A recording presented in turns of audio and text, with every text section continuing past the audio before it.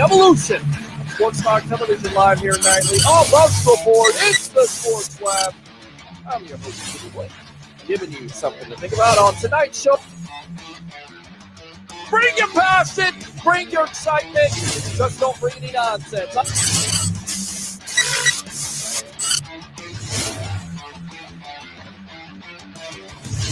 Will you shut up and be quiet?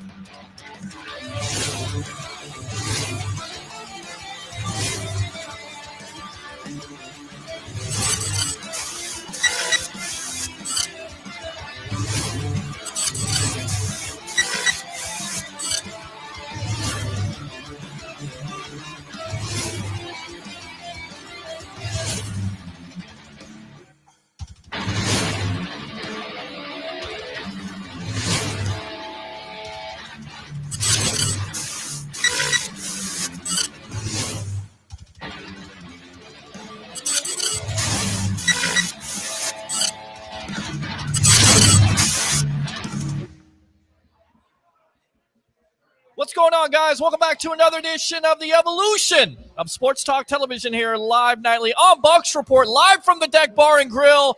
Ding dong, the witch is dead. 13 years the Bucs have not been in the playoffs, but today they clinch a playoff berth as they dispose of the Detroit Lions 47-7. Unbelievable to go to 10-5. Tom Brady, 4 touchdowns in this game. I'm your host, Peter Blake, along with Mr. Blake Anthony of Sports Talk 49. We'll have Tampa Bay Ray Kennedy, and of course, Mr. Harry the Greek, and of course, your phone calls. And I don't want to hear this today. I do not want to hear this today. Why? Every Bucs fan should be excited about this victory. A total and complete game, besides maybe the kicking situation, which I blame Tampa Bay Ray Kennedy for Ryan Suckup missing 2 extra points and a field goal at the end. But overall, not much to hate on this game at all. Bucs clinch a playoff berth, the first time since 2007. They are 10-5, so definitely want to hear from you. 727-255-0391. It's 727-255-0391. Your thoughts? Are you ready? I'm telling you. Playoffs time. I mean, this is the reason why you do what you do on Bucs Report. This is the reason why you cover this team, to wait for this type of moment. So definitely want to hear from you fans out there. Let's see if we can go out to the guys really quick. I think they're ready to go. But, in fact, let's go ahead and read these comments real quick. And then we will I'm going to fire the cannons right now. Yeah, they get right that there. So, playoff cannons. Absolutely. Let's see, 10-5 playoffs. Misador says 13 years. In fact, let's just go out to the phone lines. We'll wait. You're on the evolution of Sports Talk Television. Bucs in the playoffs, 47-7 over the Lions to go to 10-5. Yours truly, along with Blake Anthony. What's your name? Where are you calling from? Hey, what's up? This is Deshaun. Oh, there he is. Hey, Deshaun. What's up, buddy? How you feeling about this? Hey, listen, P. Blake. You know what it is. I said it last week, and listen, it's time for once again. We need a big Ric Flair. Woo! Woo! That is it, man. Yeah. Look at what when everything is clicking on all cylinders. We talked about it on Sports Talk 49 here on Bucs Report this week. And I think all the keys to the game that Blake put up here, we kind of hit those keys. You know, we came out, we got the 100 yards rushing that we need. We passed. We were great on first down, and then in the first quarter, the first half, even putting up just huge numbers. This to me is just a sample of what this team could be, Pete. You've been believing in the team all season long. A lot of fans have been on and off the ship, you know, trying to walk the plank, if you will. But we've been right here and saying that if this team can click, it's going to be amazing. And I think we saw quarters. Let me get your spec. Did you see 4 quarters today? Yeah, I know we gave up the punt return, but I feel like you saw 4 quarters today. Yeah, even Blaine Gabbert getting in on the action, 8 for 13, 2 touchdowns for him. And, of course, the big-time story coming into it, and I heard a lot of fans before the game. I heard a lot of fans before the season. Tom Brady's coming aboard. You got Chris Godwin and Antonio Brown. Can Mike Evans do it today? 10 catches, 181 yards, including a franchise record, 13 touchdowns. And then on top of it, he's only 39 yards away, ladies and gentlemen, from eclipsing the great Randy Moss to be the only player in NFL history to have 7 consecutive 1,000-yard receiving seasons. So all you fans out there getting up in arms, you heard from Bruce Arians, you heard from Tom Brady, you heard from all these people, and we knew that Mike Evans eventually was going to get it done. And it looks like Mike Evans is going to get it done the next game versus the Falcons, and he's you got it live right now. We're live right now from the locker room. That's great. That's great. So go ahead, Deshaun. What else? He's definitely going to get it done against the Falcons. Very happy with what I saw today.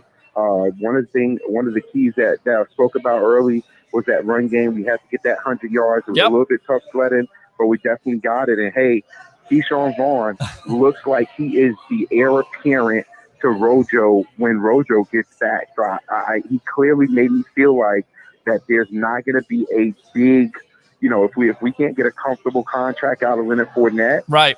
We can shop around because Keyshawn Vaughn, I think he's had his welcome to the NFL moment. Sure. And he's just waiting and chomping at the bit right now. Love the way I saw the passes distributed by Brady. And to me, I think this was where the count is. When you get our stars playing like stars and getting the ball to them in star fashion, we will see a little bit less to Scotty Miller. It's just because the people above him are really playing at their level. And listen, we dump on Donovan Smith. I know there was a play or two this game, but listen, offensive line, I think they're going to grade out at a B+. We'll see when we get to the tape. Just love the play today. Very proud of that team. And once again, I'm in all the supermarkets around Atlanta, walking around doing what I'm doing with my flag held high, my jersey on, and my hat just repping the Bay, baby. Yes, sir. Do it again. Say woo! Woo! Let's get that Ric Flair woo for the woo! There you go. All right, let me go ahead and fire those. We're in the playoffs, guys. Yes, sir. Yes, sir. Let me fire those cannons for you right there. Good stuff, Deshaun. As always, open phone line, 727-255-0391. It's 727-255-0391. Let's go ahead and go out to the webheads here. 10-5 playoffs, 13 years, says Me Sador. We won, headed to the playoffs, says Karen. Brian says, playoff, baby, something Winston couldn't do, yes. Oh. Ken says, no more talk of Winston ever. Ethan, I'm not going to read that. And he says, yeah. Yes. Go Bucs. I believe that's what Kent says there. Playoffs, baby. Let's go. Misador to the tune in the beginning to look like Christmas. Take a look at 5-10. That's Detroit's record once again. Tampa Bay put the backups in long ago. It's behind. It's looking a lot like playoffs. And Blake right now has the live edition. I guess it's Sean Murphy Bunting from the locker room. Those guys boys are excited. Are so playoffs. Excited. Yes, playoffs, says Mike. Back in the playoffs after 12 full seasons. Shout to Jeff Garcia. Absolutely. That was the last time they were in the playoffs versus the Giants. Of course, we talked about that on the pregame show, 24-14 as the Giants go on to beat the eventual undefeated New England Patriots. And, of course, one game in the Super Randy Bowl. Moss the Giants. in that game. That's correct. Hope we can win in the playoffs. That's all I care about. Great confidence builder through. We need to do this to Atlanta next week. Agree with that. Chris says kicking is not going to be an issue. Hopefully it's not.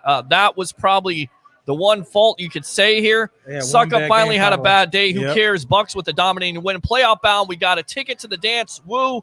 Let's go back out to the phone lines. Welcome to the Evolution. You're on with yours truly, along with Mr. Blake Anthony. We got Tampa Bay Ray Kennedy coming, and, of course, Harry the Greek. Go ahead. What's your name? Where you calling from? Hey, Shane Young, just calling back on the post game. Mr. Blake, man, congratulating you on the Tampa Bay for making the playoffs, man. I want to call you first and congratulate you, man. You work hard, and they there. So here we go. Here we go. This is it, and this is the reason why Bucs Report does it for fans like yourself here. Shane, your thoughts on this game?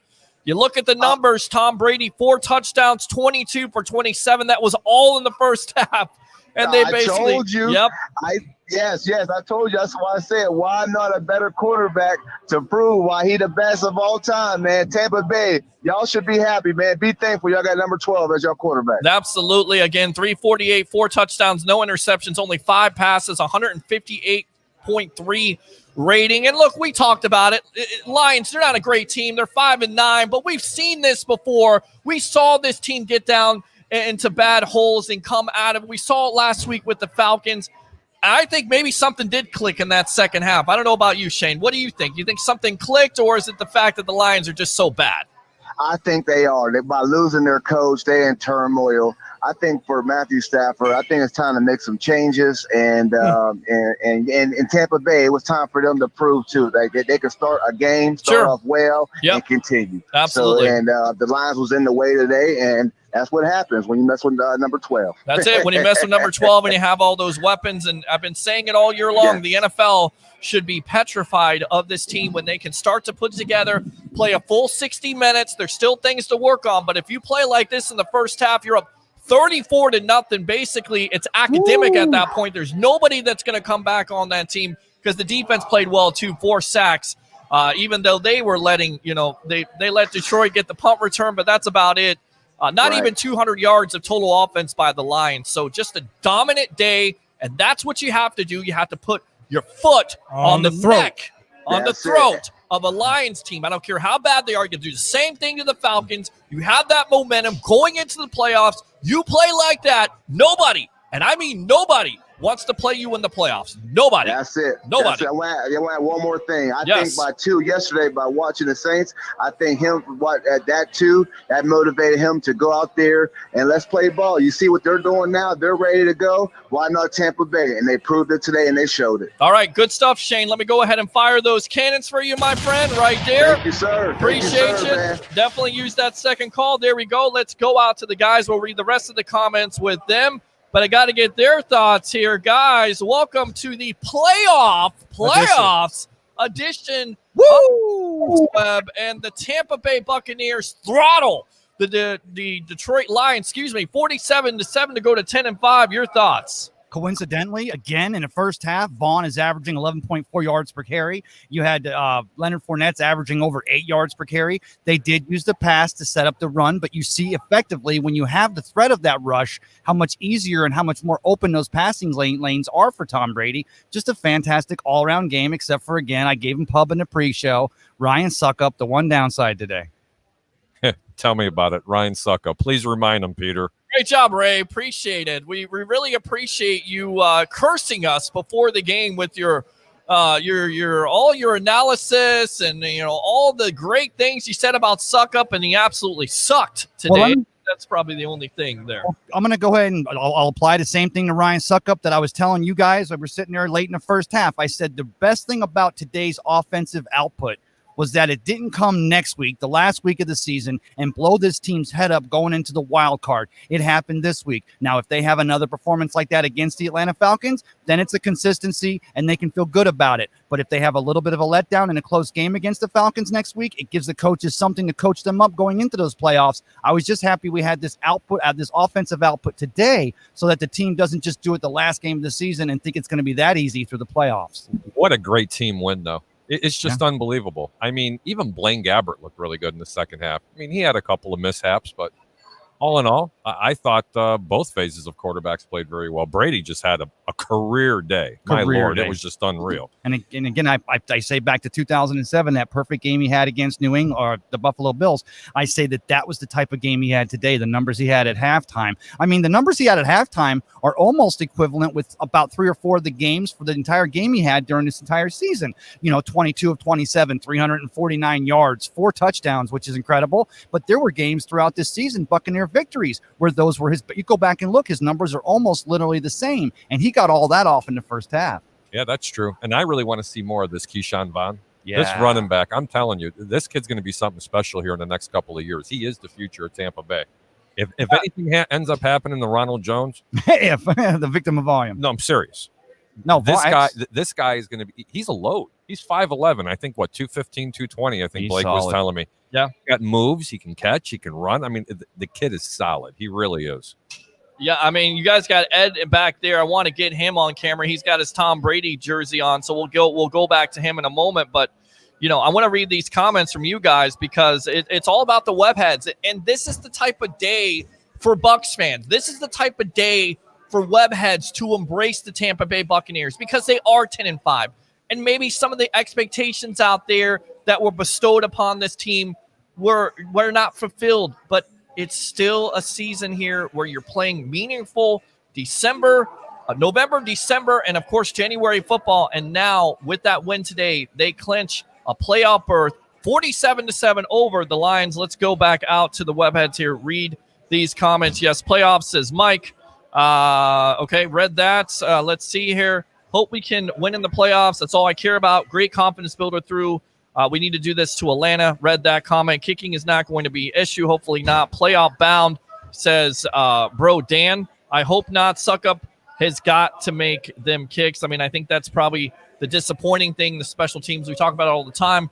Blake Anthony, it's about 3 phases. Offense, defense, special teams. Kind of let down on that punt return for 74 yards. Yep. Yeah, and the kicking situation. But besides that, I think it's a pretty clean game. Bucs, book it, FNC.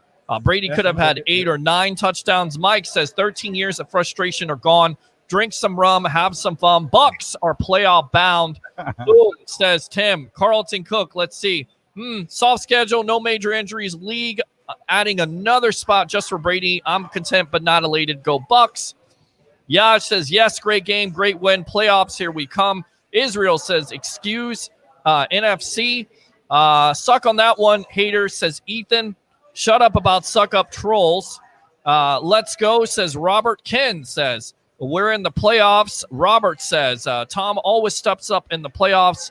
Max again, hell yeah. Mike says, defense pitches a shutout. Joyce, we made the playoffs. First goal made. Okay.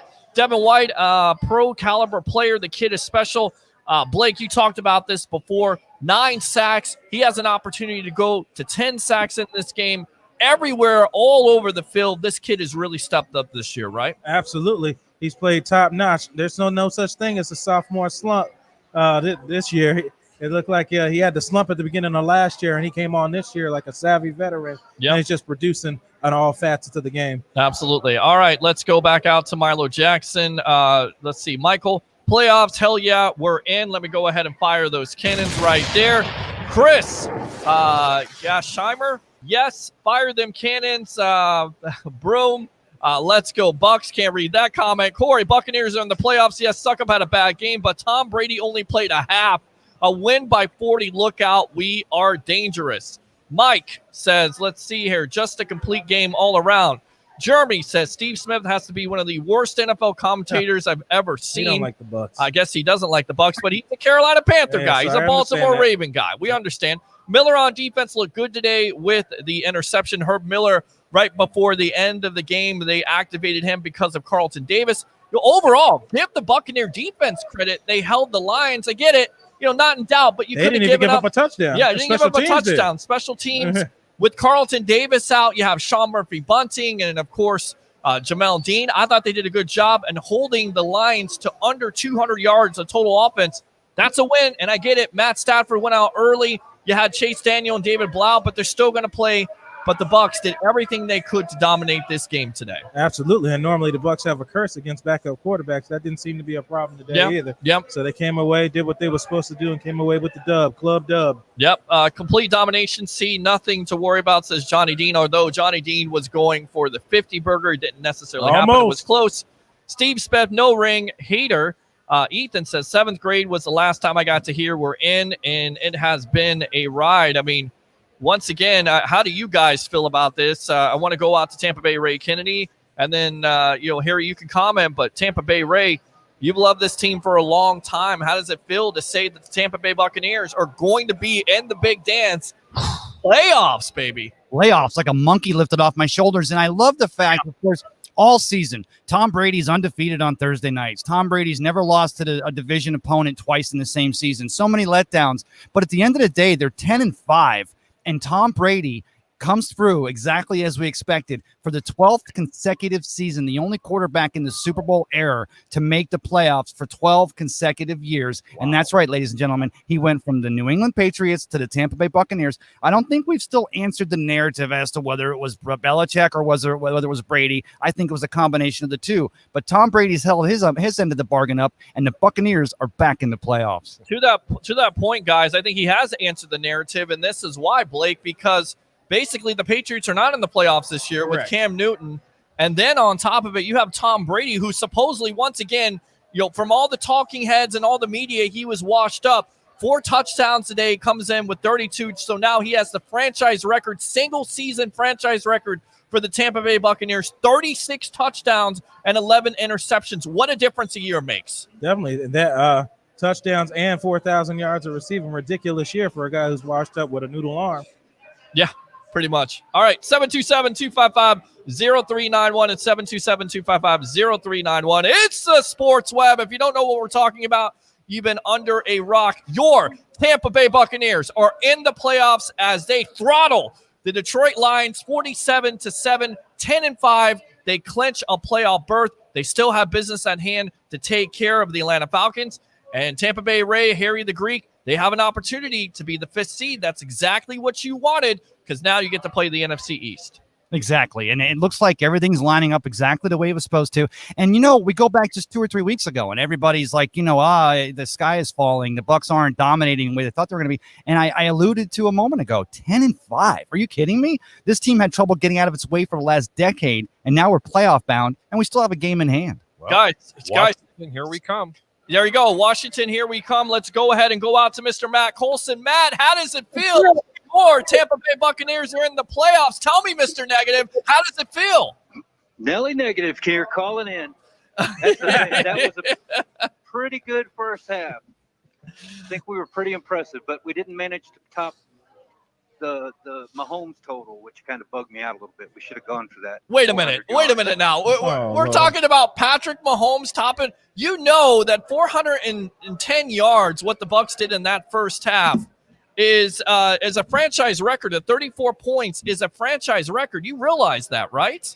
Yeah, I was here for every one. Okay. I've been here since when they couldn't put 40-some points on the board over 3 games. Right. So agree. So I'm very happy. Okay. But I think you were being sarcastic, right? Because I went for a 50 burger, and that suck-up sucks. What the hell is wrong with him? Yeah, I don't know what to say. Easy, man. And well, from betting purposes, yes, there were some people that lost some money today and some people that pushed. You're exactly right. If that would be one of the negative things about this game, if there's anything negative, it would be suck up. Yeah. That and the touchdown punt return. Right. 74 yards, correct, by Jamal Agnew. I told Johnny Dean I thought that the special team went on vacation this week while the rest of the team worked hard. Right. Because that's what it was like to me. They were still on COVID. Will you shut up and be quiet, Blake? Go ahead. I got a team in the playoffs. Yes. And they're talking about them on the NFL Network like they were talking crap about them this morning. Right. They were talking about they needed a fast start and they couldn't get anything going and blah, blah, blah. So basically we came out and said, well, here's a little something for you. And we opened up the gates, which is what I've been saying for a month. Why couldn't we do that? Yeah. And they did it. Yep. So I got nothing really that I should be angry about. I got bored with the game, which means we're spoiled, which means we need to get to the playoffs before I get disinterested. Well, I know you're not going to get disinterested, Matt. I know you've been a fan for a long time, and what a difference a year makes, right? I mean, you have Tom Brady, 36 touchdowns. We had 36 interceptions last year. Oh, man. Or whatever it was, 30. 30, yes. Mr. Number 2 Yes. couldn't even take his number 3 number over to New Orleans because he's afraid to indicate his roster spot, which was third string. Oh, no. No, geez. That's a good one. Thinking. Wow. And I gotta say, when they started all this stuff way back in the spring, I was giddy. I thought they would do really, really well, and I got the idea, like a lot of people did, that this should have been a cakewalk. And it's been difficult to watch. But if we could keep this up against caliber teams, like next week is Atlanta, if we can wash them off, then I'll have a lot of confidence. I still worry about the slow start. But the ability to come back, and we've almost got 3 guys with 10 sacks. Yeah. You know that, right? Yeah. JPP. JPP got his. Did he get one today? Because I was looking. I didn't see it. I don't think it was a half. It should have been a half, but it looks like he's close to getting double. Devin White got 2 or got one today, so he has 9 sacks. Hey guys, Let me ask you a question, Matt, too. Here's a question. Just think about this one, right? So with Tom Brady surpassing Jameis Winston's 33 touchdown passes for 2019, and now Tom Brady, just go back 12 months. Let's go back to December of 2019, last Christmas. If I'd have told you that Tom Brady would hold the Buccaneer career season passing record for touchdowns, you guys would believe you.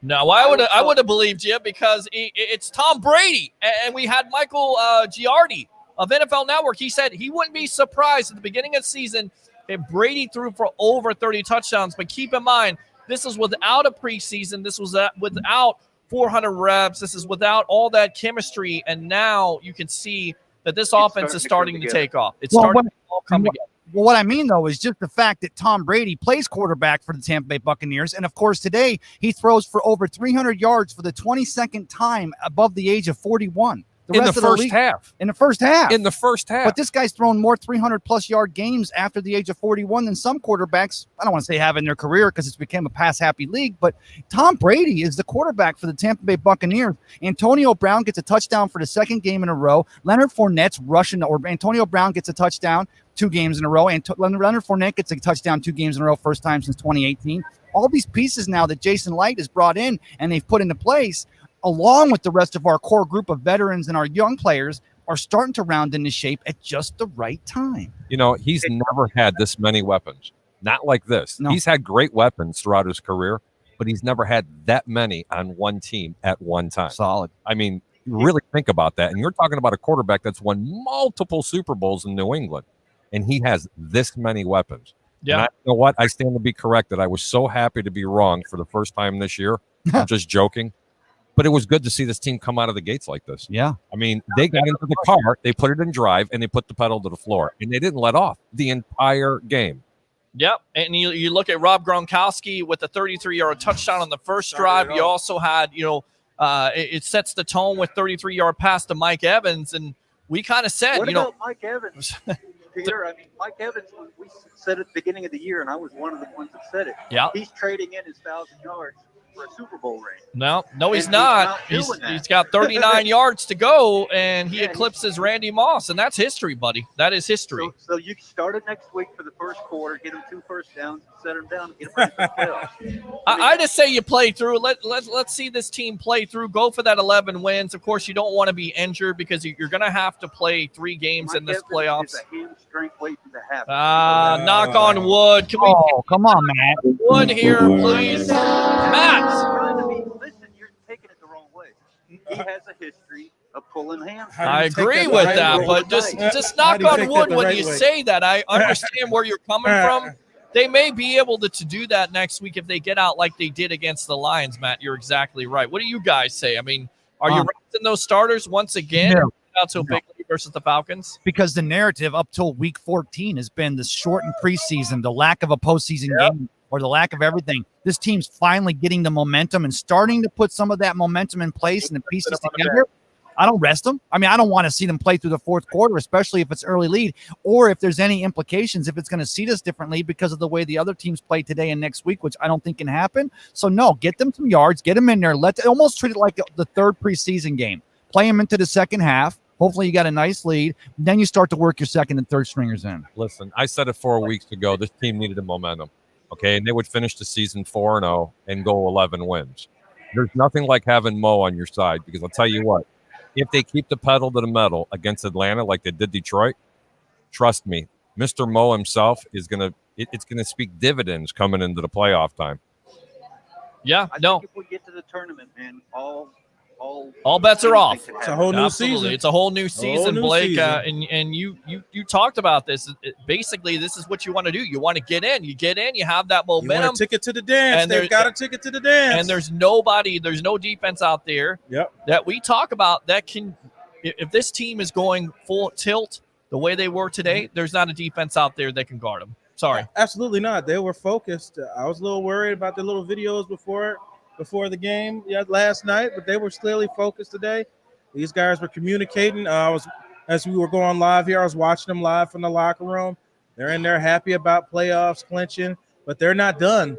They're saying they're not done. They're not just satisfied with that. They're happy for the fans in Tampa Bay breaking that 2007 playoff drought. and they're ready to keep going. So I don't look forward to seeing any of them sit.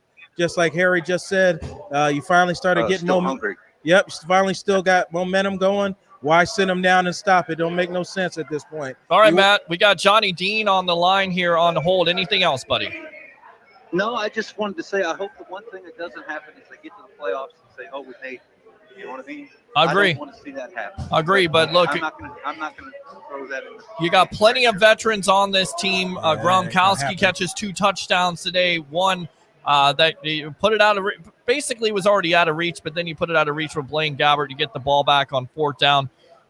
So they got plenty of veterans. I don't think I'm necessarily worried about them being happy to just be at the dance. This team, there's more goals here than just being happy at the dance. They want to do more. Well, we got leg number 1 done, right? Yep, that's it. We got to get past the playoff rounds, get to the big game, and then we'll worry about how many hotel rooms they need in Tampa. That's it. Good stuff, family. Matt. Appreciate you, All right, buddy. you guys have a good night. Let me go in and fire those cannons for you right there. Let's go out to Mr. Johnny Dean. Johnny Dean, welcome to the Evolution as the Bucs dispose of the Detroit Lions 47-7 to go to 10-5 and clinch a playoff berth. First time in 13 years. What do you have to say, Mr. Professor? Well, I was calling in because you guys were talking about whether he's going to rest him or not, and he just said on his press conference that he was going to rest him. Okay. Well, there you go. He did say that he wants to put Mike out there to get his 1,000 yards. Okay. So he's going to have to play him next week, but he's probably going to pull him as soon as he's got those 1,000 yards. So that's what's coming out of the press conference at this point is that Bruce Arians is going to rest his starters. Okay. So I have a question. I don't know. Do you believe him? I don't know. I don't know if I believe him. I would really to gain except seeding, and I'd rather rest my guys and make sure they're healthy, like Matt brought up about Mike.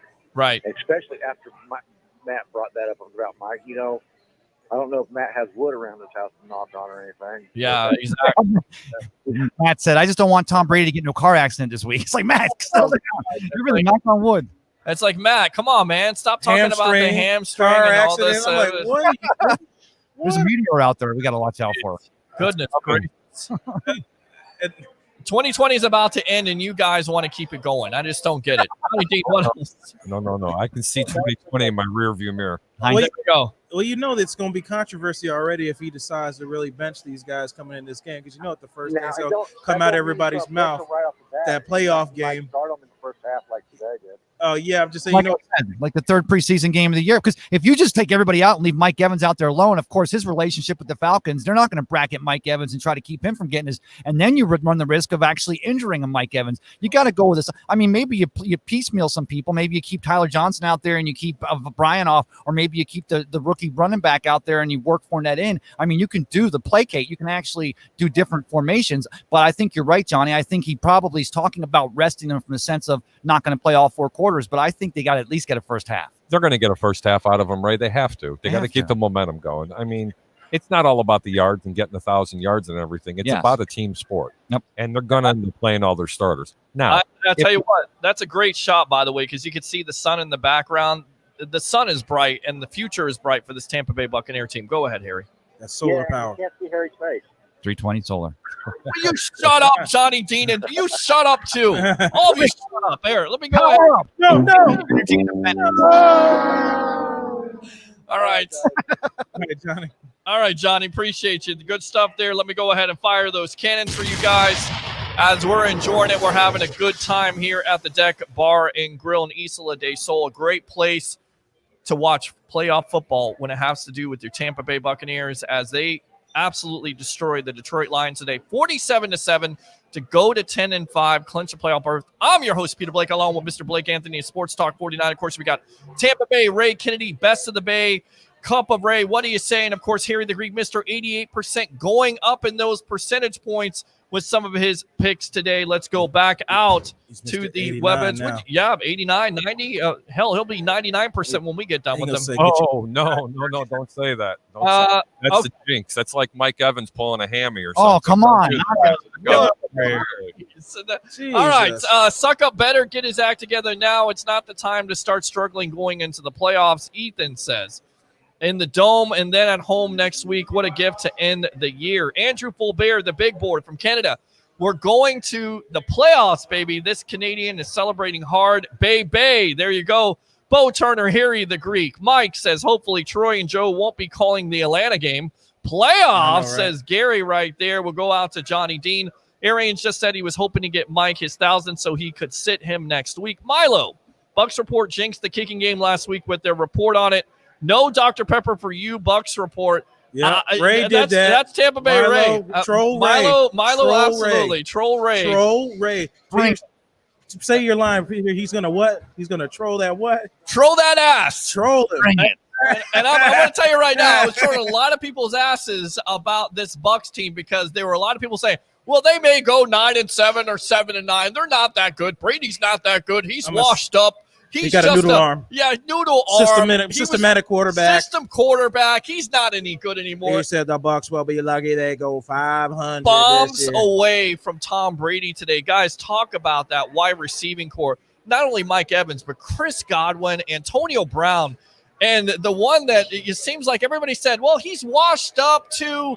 He's injury prone, and a Rob Gronkowski, he really showed his value today to this offense. If injury prone means touchdowns, then I'll take it. Yeah, what this wide receiver core is showing you is they are going to, you give them a ball that's anywhere in the catch radius and even a little beyond, they're going to give you 110%. I don't think I've seen this type of reception since going way back. I mean, I go back to Kevin House, but I mean, I'm talking about every receiver out there today.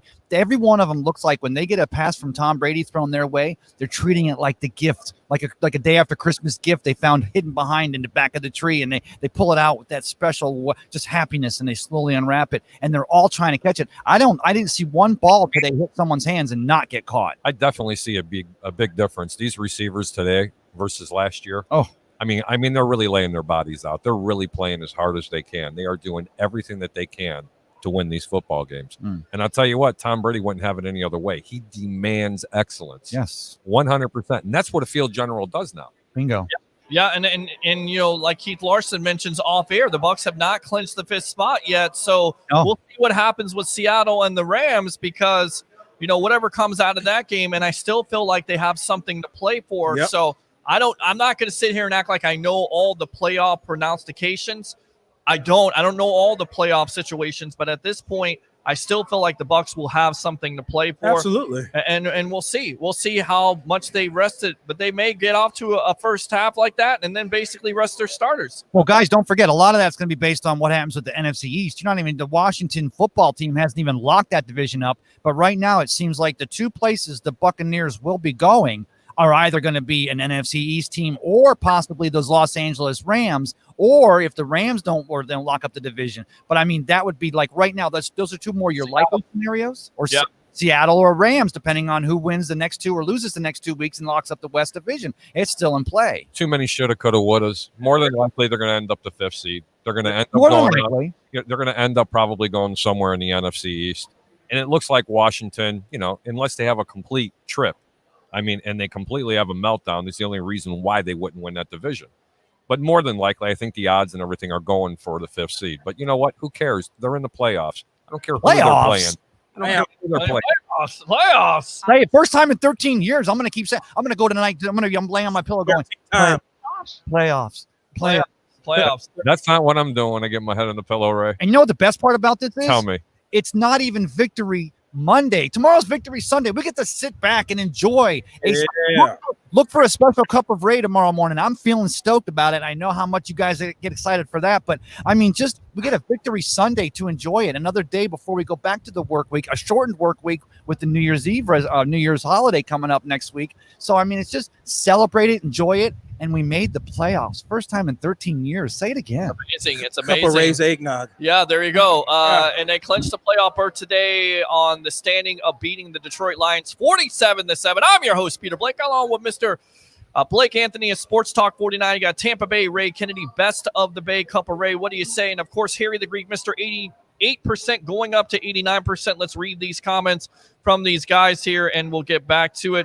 4th week in a row winning money. Thank you, Harry the Greek. There you go. The proof is in the pudding. And I guess they're going to go off for right now. Hurry. Hooray, Tampa Bay. Milo says, let's see here. Matt the Jinxer. Ethan says, so what are the chances of playoff bubble where Tampa Bay is one of the cities and we never have to leave home for the playoffs? I don't know. I haven't looked that far yet. I'm not sure what the NFL is going to do. I know Tampa Bay Ray likes to talk about this kind of stuff, but Blake, could you see the NFL instituting some type of playoff bubble for the playoff teams? I doubt it. I don't think you're going to see something like the NBA. They've gone on course. Be 17 weeks now with the system that they run. I don't foresee them changing that. Okay. Let's see here. Tim says Brady has almost 800 yards in his last 2 halves of play. Not too bad for an old washed up guy. Agree. Misador, Johnny, you should have got your 50. Yep. Dustin says, so pumped for fellow Bucs fans out there. Now let's take the next step. Go Bucs. Let me go ahead and fire those cannons for you guys. And we'll get the guys back on there unless they decided to take a break. I guess they look like they're taking a break. Okay, guys, I have lumber all over the place. Nobody needed to know that. That's a personal thing that we didn't need to know. But thank you very much, Matt Colson. God. This is what you get for that. You don't get the boo for that one? Yeah, he gets the boo, too. There he goes. Yeah, that's what he gets. All right. Misador, suck up at least when it didn't matter. Okay. Let's go, Bucs. Fire those cannons as we shall right there. Let's go back out to Joshua Cole Allen. Go Seahawks. I mean, I think that's what it comes down to. Seahawks win that game. I think you put yourself in a better position of getting that 5th seed. We'll see what happens. Again, the Bucs fans will definitely be watching and looking at the seeding. Whatever. Go ahead and say that because I'm not going to say it. Well, pronunciations. Well, it's not what I said. Pronostications. Oh. You're an idiot. All right, so Leo Word, thank you very much. Ben Parrish says playoffs. All right, so again, get on the phone lines. What do you think about your Tampa Bay Buccaneers getting into the playoffs today after they defeat the Lions 47-7? Tell me 727-255-0391. It's 727-255-0391. I'm your host, Peter Blake, along with Mr. Blake Anthony here on the Sports Web, the evolution of sports talk television. Join the 67,000 following we have here on Facebook, of course, live on Facebook, YouTube, Twitter, and that Bucs Report Twitch channel, which seems like it's getting some views, I guess. So we'll see what happens. What else did you see from this game? I said, well, Ray's mom must have been recruiting on the Twitch channel. She must be. Who knows? Hopefully she is. We said earlier, I said I think Bruce Arians was doing that.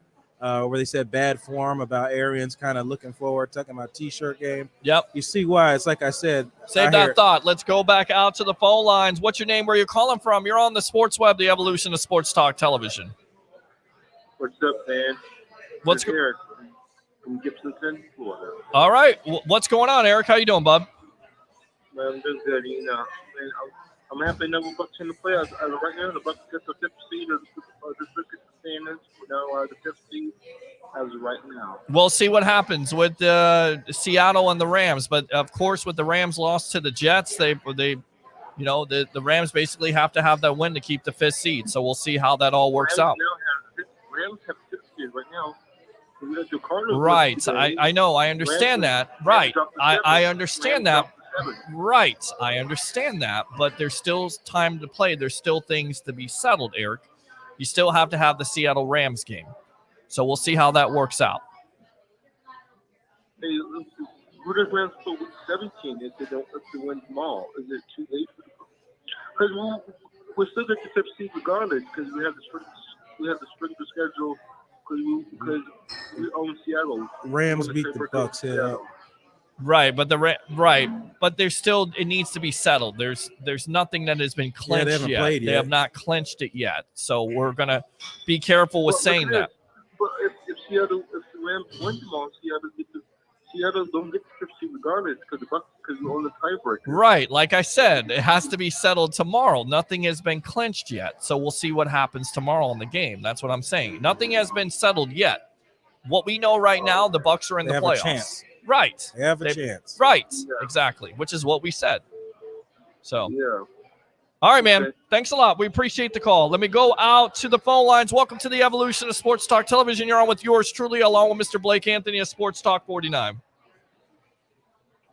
Peter and Blake. What's going on? What's up? Mr. Krause. What's going on from Sarasota? What's going on, buddy? How you doing? What do you think? Tampa Bay Buccaneers in the playoffs after 13 years. You know, I love that it's after 13 years, and 13 is my favorite number. Glad it waited that long.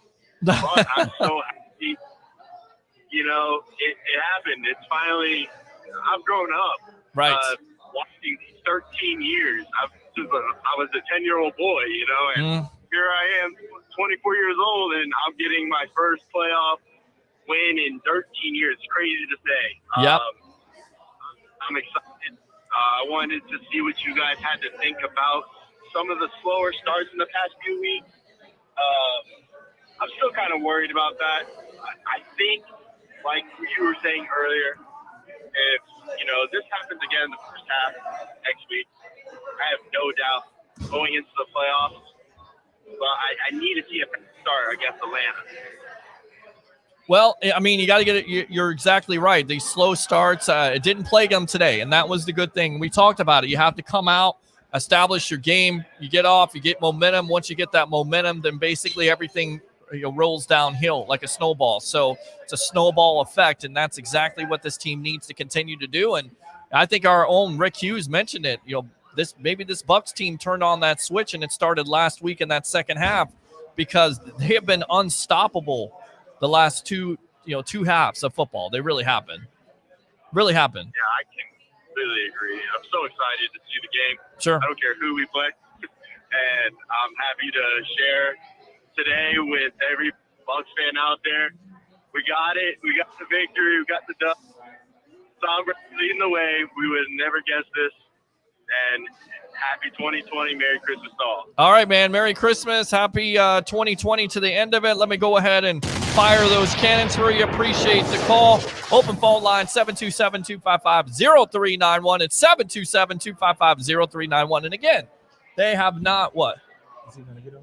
Yeah, he wants it. If you want to get him on really quick, but I wanted you to finish it because you want to. Yeah, that's right. I was saying. Yeah. So we'll get a fan on. We'll get Ed on here, but I definitely want to hear from you guys, and you'll keep on reading some of these comments. Misador says I keep posting stuff trying to get Peter to go full Ron Burgundy, but I'm not going to do that for you because we're professional here on Bucs Report. We don't do that. And what else did you see from this game after they disposed of the Lions? We said I think he knew the sense of urgency in this game. Yeah. When somebody said it was bad for him, and you said you don't think it's bad for him, it's how you need to come into this game, and they did. They came in with a sense of urgency, knowing how important this game was, and they won at every facet of the game, minus special teams. Special teams took the day off, unfortunately, on the kick return and field goals, but everywhere else it didn't matter. So their lack of performance on their end didn't hurt the game at all, because the Bucs offense and defense were playing lights out. Yeah, no, absolutely. And you look at it, missing a Carlton Davis once again. You have SMB, of course, who's had his rough stretches, and you also have Jamel Dean, and you're going with what you have. And even, like I said, Herb Miller gets an interception at the end of the game. So credit to where credit is due. Look, this offense played dynamic and was unbelievable in that first half and carried some of that on to the second half. But at the end of the day, your defense only giving up, 183 total yards of offense. The great thing about it was Matt Stafford wasn't in the game and that's a big hit for the Lions because he's your guy that you're mostly scared of. And we talked about that with Harry the Greek and, of course, Tampa Bay Ray Kennedy. Let's go back out to these guys, see if they're ready to go. You guys ready?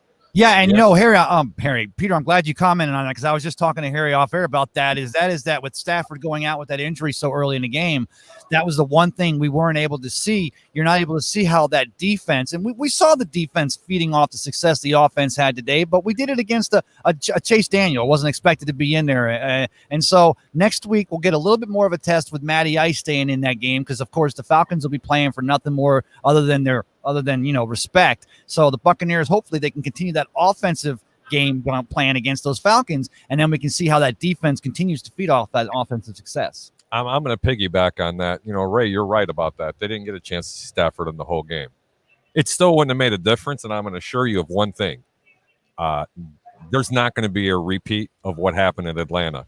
This team figured out how to come out of the gates. I'm going to say it again. They figured out how to come out of the gates. And if you make Matty Ice throw the ball all over the field without having a running game and making him one-dimensional, it'll be a very long day and probably the same result this week coming up. I'll take it. Yeah, no, absolutely, Blake. And, again, it's a great result. It's exactly what a lot of Bucs fans, wanted to have happen. You come out of the gate, you get the momentum, and then basically after that, it's pretty much academic. So running game wise, Leonard Fournette with a touchdown, not bad. Keyshawn Vaughn, I get it. He's running against, not the best defense, but you showed some flashes of brilliance today. Very impressive with Vaughn. Yep.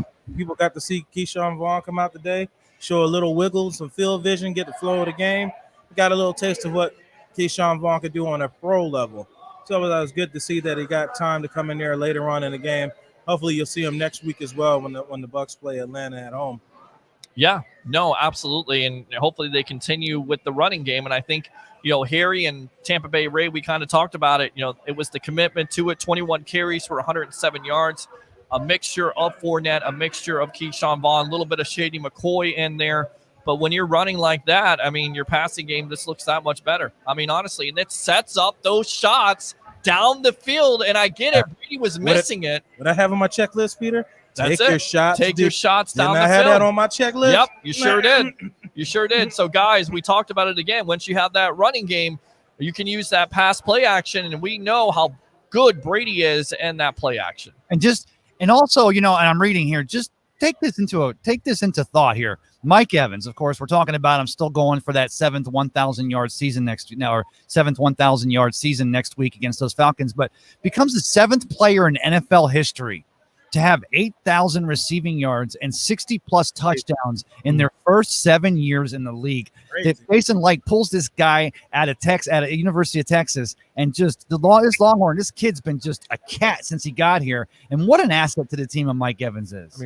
What a comment, and how true of a testament it was that Tyreek Hill publicly said that the best receiver in football right now is Mike Evans. Tyreek, you were right. 100%. The guy's a gamer. Every play he's getting up, he's pulled a hamstring, he's pulled his knee, his ankle's hurt, but he still plays. That's the testament of a true football player right there, people. That is a gamer right there. Do we have any concern here, guys, about Ryan Suckup? I think that's probably the negative there is Suckup today misses a 42-yard field goal, misses 2 extra points. Any concern with Mr. Suckup? Go ahead. Other than the fact that he couldn't hit 1 extra point out of the 2 or even hit the field goal to make the game go actually over, it doesn't count as a loss. So the people don't get too excited out there. I didn't lose that game. It was a push. But it really would have been nice for him to hit it. But is there a concern from No, it really isn't. The guy's a premier kicker in the National Football League. He had a bad game. He's one of the top kickers in the league this year, and he's proven already over his career. But I'm just going to tell you, I'll tell you a self-serving story here. My last year bowling, I averaged 235, my yearbook bowling average. But there was one house, Liberty Lanes over there in Largo. They have the synthetic lane approaches, and I used to love to slide on the old-fashioned wood. I used to take a running slide, and I'd finish. Love it. And what the synthetic lane, I would stick. And that almost seems like the problem that he was having there on that turf in Detroit, where he's either getting too much of a grip and it's causing him to be off on his kick, or maybe a little bit of a slip. I tend to think it was too much of a grip. Of course, if we're playing in New Orleans, or if we're playing in if we're playing against the LA Rams for a chance to go to the Super Bowl 55, that's going to be on artificial turf as well. But we know that even at the professional level, different turfs have different feels. I think that was just what's the word I'm looking for? That was just an anomaly. It's an anomaly today. The guy's had a fantastic season. I'm not worried about Ryan Suckup. He's not going to miss extra points for the rest of the year. This was a fluke. It really was. Again, I need to repeat it. He's one of the best kickers in the National Football League. Tampa's finally found their kicker. And you know what? If he missed a field goal and 2 extra points, they still won by how many points? That's all I'm going to say. A lot. Yeah, it's a lot. a lot. All right, let's go back out. Okay, so you keep on trying to do that, but you won't do it to me. What else did we see? Let's talk about some other things that we saw today. Of course, we spoke about Gronkowski. How about Godwin today? It's so tough. You go to Evans on the outside, and it seems like Godwin underneath, and it's just almost automatic, right? Yeah. Go ahead, Ray. No, I was going to say, Blake, you're probably going to finish up what you were going to say is the fact that, and with those two operating the way they are, it's opening everything else up. The defense doesn't know which way to go. And then when you take into account, again, Vaughn with the 11.4 yards per average in the first half, and then you have Fournette still getting off, and then you'll have a healthy Rojo coming back from the COVID protocol after the injury to the finger. You take that running game and you mix it in with the Godwin and the Evans and the passing lanes that are getting set up. It's just unlimited opportunities for the Buccaneers as we get ready to go to the postseason. Sorry, Blake. Yeah, no, you're good. I'll just make sure you was finished. What was I gonna say? Well, yeah. First and foremost, everybody went out and performed, but let's keep everything in perspective. You played a 31st ranked defense. They showed you they were a 31st ranked defense. They did whatever they wanted to. I think me and Harry, or was it Peter or somebody said, we don't know who's calling this game plan. I said they don't even know what game plan it is. Some of the stuff they were calling in that game, it was just abysmal. Guys wide open. I think whoever was calling that game said that's the easiest touchdown Blaine Gabbert and Rob Gronkowski are going to have. You just left the middle of the field entirely wide open. Yeah, the safety didn't even know where to go to. I mean, you're the one that actually called it. I was like, my God, was he open? And you pointed it out and said the safety's turned around. And what's happening? Oh, I'm supposed to be there. It was. Either that was precision route running or that was really bad defense. Blown coverage. They're not communicating. And I said, you can look at their body language. They're just rolling through the motions. They were waiting to get that game over with. And the score clearly showed it. Get to golfing. Get to golfing. And the score showed it. But I'm not going to take away the guys still came out and performed and they handled their business. But let's keep things in perspective. You beat a bad team and they're a bad team, and you did exactly what you're supposed to do to a bad team. So they need to carry that over to the 32nd rate defense in Atlanta Falcons, which they struggled with the week before, and need to do the same thing. Sure. And again, I'm not trying to say the Lions are some world beaters, but we've seen these games before where, the proof is in the pudding, right? You get down early and then basically you have to claw back in. And I think that's the biggest key. That first half basically set the tone. You're 34-0 at halftime. There's no way you're blowing that lead unless you're a terrible defense. Falcons. Yeah, well, unless you're the Falcons. You know what? I got to chime in here and say this. This is what a really good football team is supposed to do. When you come up against a team that's inferior, and they've only done it one other time this year on the road, and that was Carolina, okay? They have got to put their foot down, get it on top of their throat, and they never stop. But that is the sign of a good football team, Ray. Yeah. That's what they have to do. You cannot let up. And that's what happened to the LA Rams a couple of weeks ago against the Jets. Oh, yep. Okay, so those are the points I'm trying to make. Your real good football teams this time of the year in the last quarter of the football season, you are supposed to do that. I expect the same result in the same type of play, even with second stringers coming in next week at halftime. They have got to have Mo on their side. That's all we want to keep saying is the word Mo. And let me ask you this, guys, and I'll ask Buck fans at home that are watching here on Bucs Report, how poetic, because I'm always looking for poetic. How poetic was it that Blaine Gabbert comes in right in the third quarter, comes in for Tom Brady, and immediately throws the touchdown pass to Rob Gronkowski? And I'm like, that's symmetry. That's nice. That's the kind of consistency that we're looking for. Tom goes out, Gabbert comes in, still hits Gronkowski. Everybody's getting fed. Everybody seemed happy today. It was synergistic. That's a big word for you. Whoa, look at that. Bringing out the an update. No, it does. Seriously, it becomes very synergistic. Winning is very habit forming. Okay. And like you mentioned, you alluded to the fact, I mean, you didn't even allude, you actually stated that he came in, he hit the touchdown pass to Rob Gronkowski. They started off where they finished in the first half, even with their second string quarterback. Was he perfect? No, but he has to knock some of that rust off, and they have to because you may need him. Who knows? Oh, yeah, at any time. You may need him. Everybody has to deal with injuries. And I'm tired of hearing people say, well, their defense was really banged up. Boo-hoo-hoo. Tampa's had to deal with their injuries this year.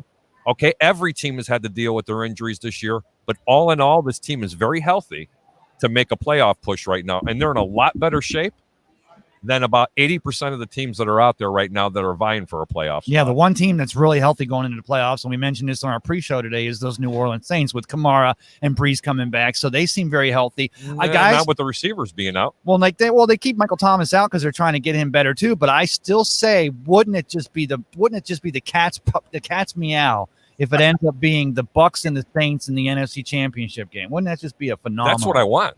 Yeah, I think that's what a lot of Bucs fans want. Beat the best. You want to beat the best. But we'll see what happens because Green Bay still has something to say about it. They have an opportunity to get the number one seed. Also, if they can win out, and of course they have the tiebreaker over the Saints because they beat the Saints in a head-to-head matchup. Again, open phone lines. What do you think about your Tampa Bay Buccaneers clinching a playoff spot as they beat the Lions? Yes. They don't want to call in on win, so let's talk about something bad. Sure, let's Donovan Smith played like pure dookie again. Wait a minute. Oh, wow. He was trying to cover a linebacker. What do you expect the guy to do? Block somebody? Oh, man, that was so hilarious. Well, he was down on. He was trying to get to the second level. Touchdown. Yeah, Chris cost him a touchdown. Yep. Me and Harry were dying laughing. I said it's that moment where the whole offensive line is just looking at Donovan Smith, and he's looking back. He said, "I thought it was a run, guys. My bad." Right. He warned them. Who was the player? Jim Marshall? The Vikings, the player. Yes. Donovan Smith is the Jim Marshall, right? Like you pointed out, Blake, we're all watching the game out here at the deck, enjoying some great wings, burgers, fries, those sweet potato fries. Peter, you know you like those sweet potato fries. Those are good. Those are good. But we're all looking, and Blake is so poignantly pointing out that while the rest of the entire offensive line and tight ends are 3 or 4 yards downfield blocking, Donovan Smith is running backwards like Wilbur Marshall when he gets the fumble back for the Vikings back in the day. You know, I swore Donovan Smith. I heard him coming through the TV going, "Duck, duck." I still think that he believes he opted out of this season for COVID-19. He didn't realize he's in there playing. I think Tampa has that in their playbook. It's the duck formation. Yeah, it's duck. All right, let's go out to Ben Parrish. Cockrell with a third down stop. Yep. Any momentum they were trying to build in the beginning. Hudson with a nice snag up the middle. You saw that too. Your guy, Tanner Hudson, who you've talked to on Sports Talk 49 Monday and Fridays, can be seen and heard here on Bucs Report at 3 o'clock. Let's go out to Buck Time 12 James. Now, Arians can talk about hats and T-shirts. They earned it. Fire those cannons. And I know that he was critical of Coach Arians before, but again, he was trying to pump up. It was a motivation. Right. Thing. It was a motivational thing. That's a coach. You don't come in, well, guys, if we win this game, they got a chance to clinch the playoffs. If you guys do what you're supposed to do, et cetera, et cetera. No, you come out there, you say, we're going to go out there, we're going to kick your ass, we're going to pick you up and land the smackdown on you because that's the bottom line because Stone Cold said so. I love it. That's what you're supposed to do. I love it. I love it. You going over. Woo! As the Tampa Bay Buccaneers beat the Lions 47-7. Want to get Ed on here before I get you out of here. Let's go ahead and go to one of our favorite web heads. Go to Ed. Go ahead and get him. We'll talk to him for just a little bit. But, guys, what else did you see out of this game? Again, Tom Brady doing it again, 12th year in a row, making those playoffs. And I'm saying that because I got a Patriots fan over. I saw you. But 12 years, switches teams to the Buccaneers, and then closes the deal by making those playoffs for the 12th straight year in a row. This gentleman right here is the reason why Tom Brady's here. You didn't want him in New England anymore, did you? No. He said he didn't. He said he was washed up and old. No, but I'm glad he's here. I got a place here too, so I just watch Patriots. So now you're a Buccaneers fan as well. Yes. Very nice. See that? Another converted Patriot. He's still a Patriots fan. No, I get you. Both. He's still a Patriots There's nothing fan, wrong with that. but he's pulling for the home team too. He spends half the time or some of the time down here in Florida. He's very happy to see Tom Brady. So Tom's doing well by the Bucs, eh? Oh my gosh. Fantastic. We'll take the bandwagoners. All right, there you go. Let me go out to Ed here. I want to get his thoughts. Ed, one of my favorite web heads. Ed, what do you think? That's not Blake Anthony. Hey, that's Ed. I'm just very, very, very, very happy that they're in the playoffs. It's been a long time coming, and they're back in it, and I'm very happy about that. Also, I got some real bad news for you, my friend. You're half-eaten pie out there. My wife ate it. Oh, that's okay. That's good. She couldn't stop staring at it long enough. Hey, it's absolutely great food, great service here at the Deck Bar and Grill in Isla del Sol. He's talking about that key lime pie. Yeah, it was a good key lime pie. It was rich, but too rich for me. Just watching the end of the game. You got your Tom Brady jersey on. I mean, what do you think about Brady's play? 36 touchdowns, 11 interceptions. For those people that want to talk about that he's an old man, he should just quit. Go somewhere else. You don't know football. Just go somewhere else. I mean, I think that's pretty accurate, guys, because, I mean, there have been guys, you there? Well, we're live here, guys. You got to keep on staying on. Oh, we got to get ready for a concert. We're getting ready for a concert out here tonight, so we're dodging and weaving. We're dodging and weaving. What do you got? Act 3? We're running routes with Mike Evans. Act 3, yeah, Act 3. They're out here. I mean, the Deck Bar and Grill. You guys know, a fantastic place to come watch Buccaneer game day parties here with the Bucs Report.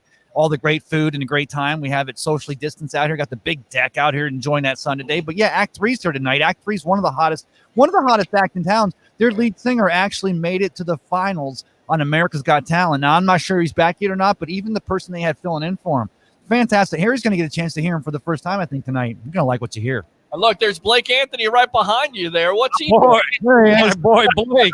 And, yeah, he's I think he's out of there. So there you go. Ed, what else did you think about this game today? Of course, besides the obvious Brady playing well, what else did you see?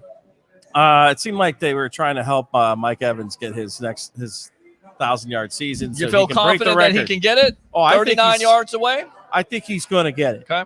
I really do. And the other thing, the only bad thing that I saw in that game was the run back, the punt return by the Lions. 74 yards. That was kind of the disappointing thing. I mean, that was kind of disappointing. What did you guys see on that play there, the punt return for 74 yards? Well, again, I said it. The big output today against the Lions. I'm just glad it wasn't the last week of the season because I don't want the team to have that big of a head. Same thing with the game next week against those the Atlanta Falcons. Anything the coaches can bring up, even if it's just the special teams. And we saw they had all their first stringers in there. We saw Winfield in there. We saw Whitehead in there, and they missed that tackle. And it gives the coaches something to ream their butts a little bit about on Tuesday morning. We don't want these guys thinking, and you guys saw it, and we were talking about this already on the show with Tom Brady. They're not happy with just getting that wild card victory. Always find something to get better, and that was definitely one of the letdowns today. It gives them some film to look at on Tuesday and some butts to ream. You know, nothing personal, but I was really elated when he had that touchdown from the kickoff return. It ended up getting a push, okay? This guy, at least we pushed. This guy, I want the Bucs to win, but I need the over. Was it a punt or was it a kickoff? It was a punt. It was a punt return, and I mean, he split two defenders, and it said, "See you later, goodbye." And a lot of air. And then I honestly looked over at Blake and said, "Those are the only points they're going to score in this game, unfortunately." All right, let's go ahead and read some more comments. It was a missed tackle by Winfield. It's the reason why it happened. Was that what it was? Yeah. Sure about that? Yeah. Okay. No. All right, just to see everyone getting some love was nice. Seeing the ball move all over, gaining first downs back to back. A little taste of what we can be if we start off good. Ben says again, JPP almost got another interception. I mean, his year has continued to flourish. Here's a guy, nearly 10 sacks here. I think he got a half a sack. We'll see what happens. But once again, a gamer getting it done and nearly had an interception. If he gets that interception, it's to the house. And it would have been the fourth one of the season for JPP, which is incredible for JPP. He's still playing strong, still bringing a defensive end. Would have been 4 interceptions on a year. I don't remember that ever happening. Yeah. It's just something about him. I can't put my finger on it. He's not playing defensive end anymore. Right. That's what you get for saying that kind of stuff. I know. Conservative. Woo! Says 12 James right there. Ben says Dean had a couple misreads and wrong angles, but I don't want to complain. Corner is a hard position to play, and a win is a win. I mean, again, there were some moments there where they gave up some coverage, but let's not get too big of a head here. I mean, they were playing against a really bad team. Yeah. I mean, worst team they probably played against all year. And then Brady played probably one of his best games of his career as a Buccaneer. Yeah. So. And again, who you put on the schedule. Sorry. You're right. You're right. You got to play your schedule. That's it. That's what it comes down to. And we've seen in the past where there's high expectations for this Tampa Bay Buccaneer team, and they've come out and they look flat and they lose. And this is a totally different team right now, the way they're playing at all levels, right, Ed? Well, I think if they're peaking, if this is a peak, it's at the right time. Mm-hmm. This is when you want to do it. This is when you want to turn it on and roll right into the playoffs full steam. Yeah, that's it. You have the momentum. That's exactly what you want to do here. All right, we'll read more comments here. Albert says, go Tampa Bay Bucs. Win before Christmas. Well, they won after Christmas, the day after Christmas, and I win the day after Christmas. What a Christmas present. Go Tampa Bay Buccaneers. There you go. He's got his Patriots hat on. We've seen him outside, so good stuff, Albert. So going in the playoffs, who did the Bucs match up best against? I mean, let's talk about that a little bit. Ed, let me ask you. I'll go to you first. Who do you think who do you want to see the Bucs face, and who do you not want to see the Bucs face? Obviously, in the first round. The first round, I want to see him face the Saints, which is not going to happen. Thank God. There's no way that's going to happen. But anybody else, I don't think it really matters. Really doesn't matter to No. you? Not the Washington football team That would be a better or the Rams, matchup. The Rams or Seattle? I would No say fear? I would say Washington. Washington? Yeah. Okay, why Washington? I just think the Bucs match up better against Washington than the other teams. Now, Hey, guys, isn't this a little ironic? Right now, the team they match up most against, as far as recent history, is the very top-seeded Green Bay Packers. We put a pretty good whooping on them back in September. Hard to beat a team twice, though. That's the one team I don't really want to see them face right now. From a handicapper's perspective, not at Lambeau Field, especially. This is a different Green Bay team. However, Aaron Rodgers is a very selfish player this year. I think Peter was talking about it on one of his shows. I could be wrong. It's all about his stats, and all he wants to do is pad them.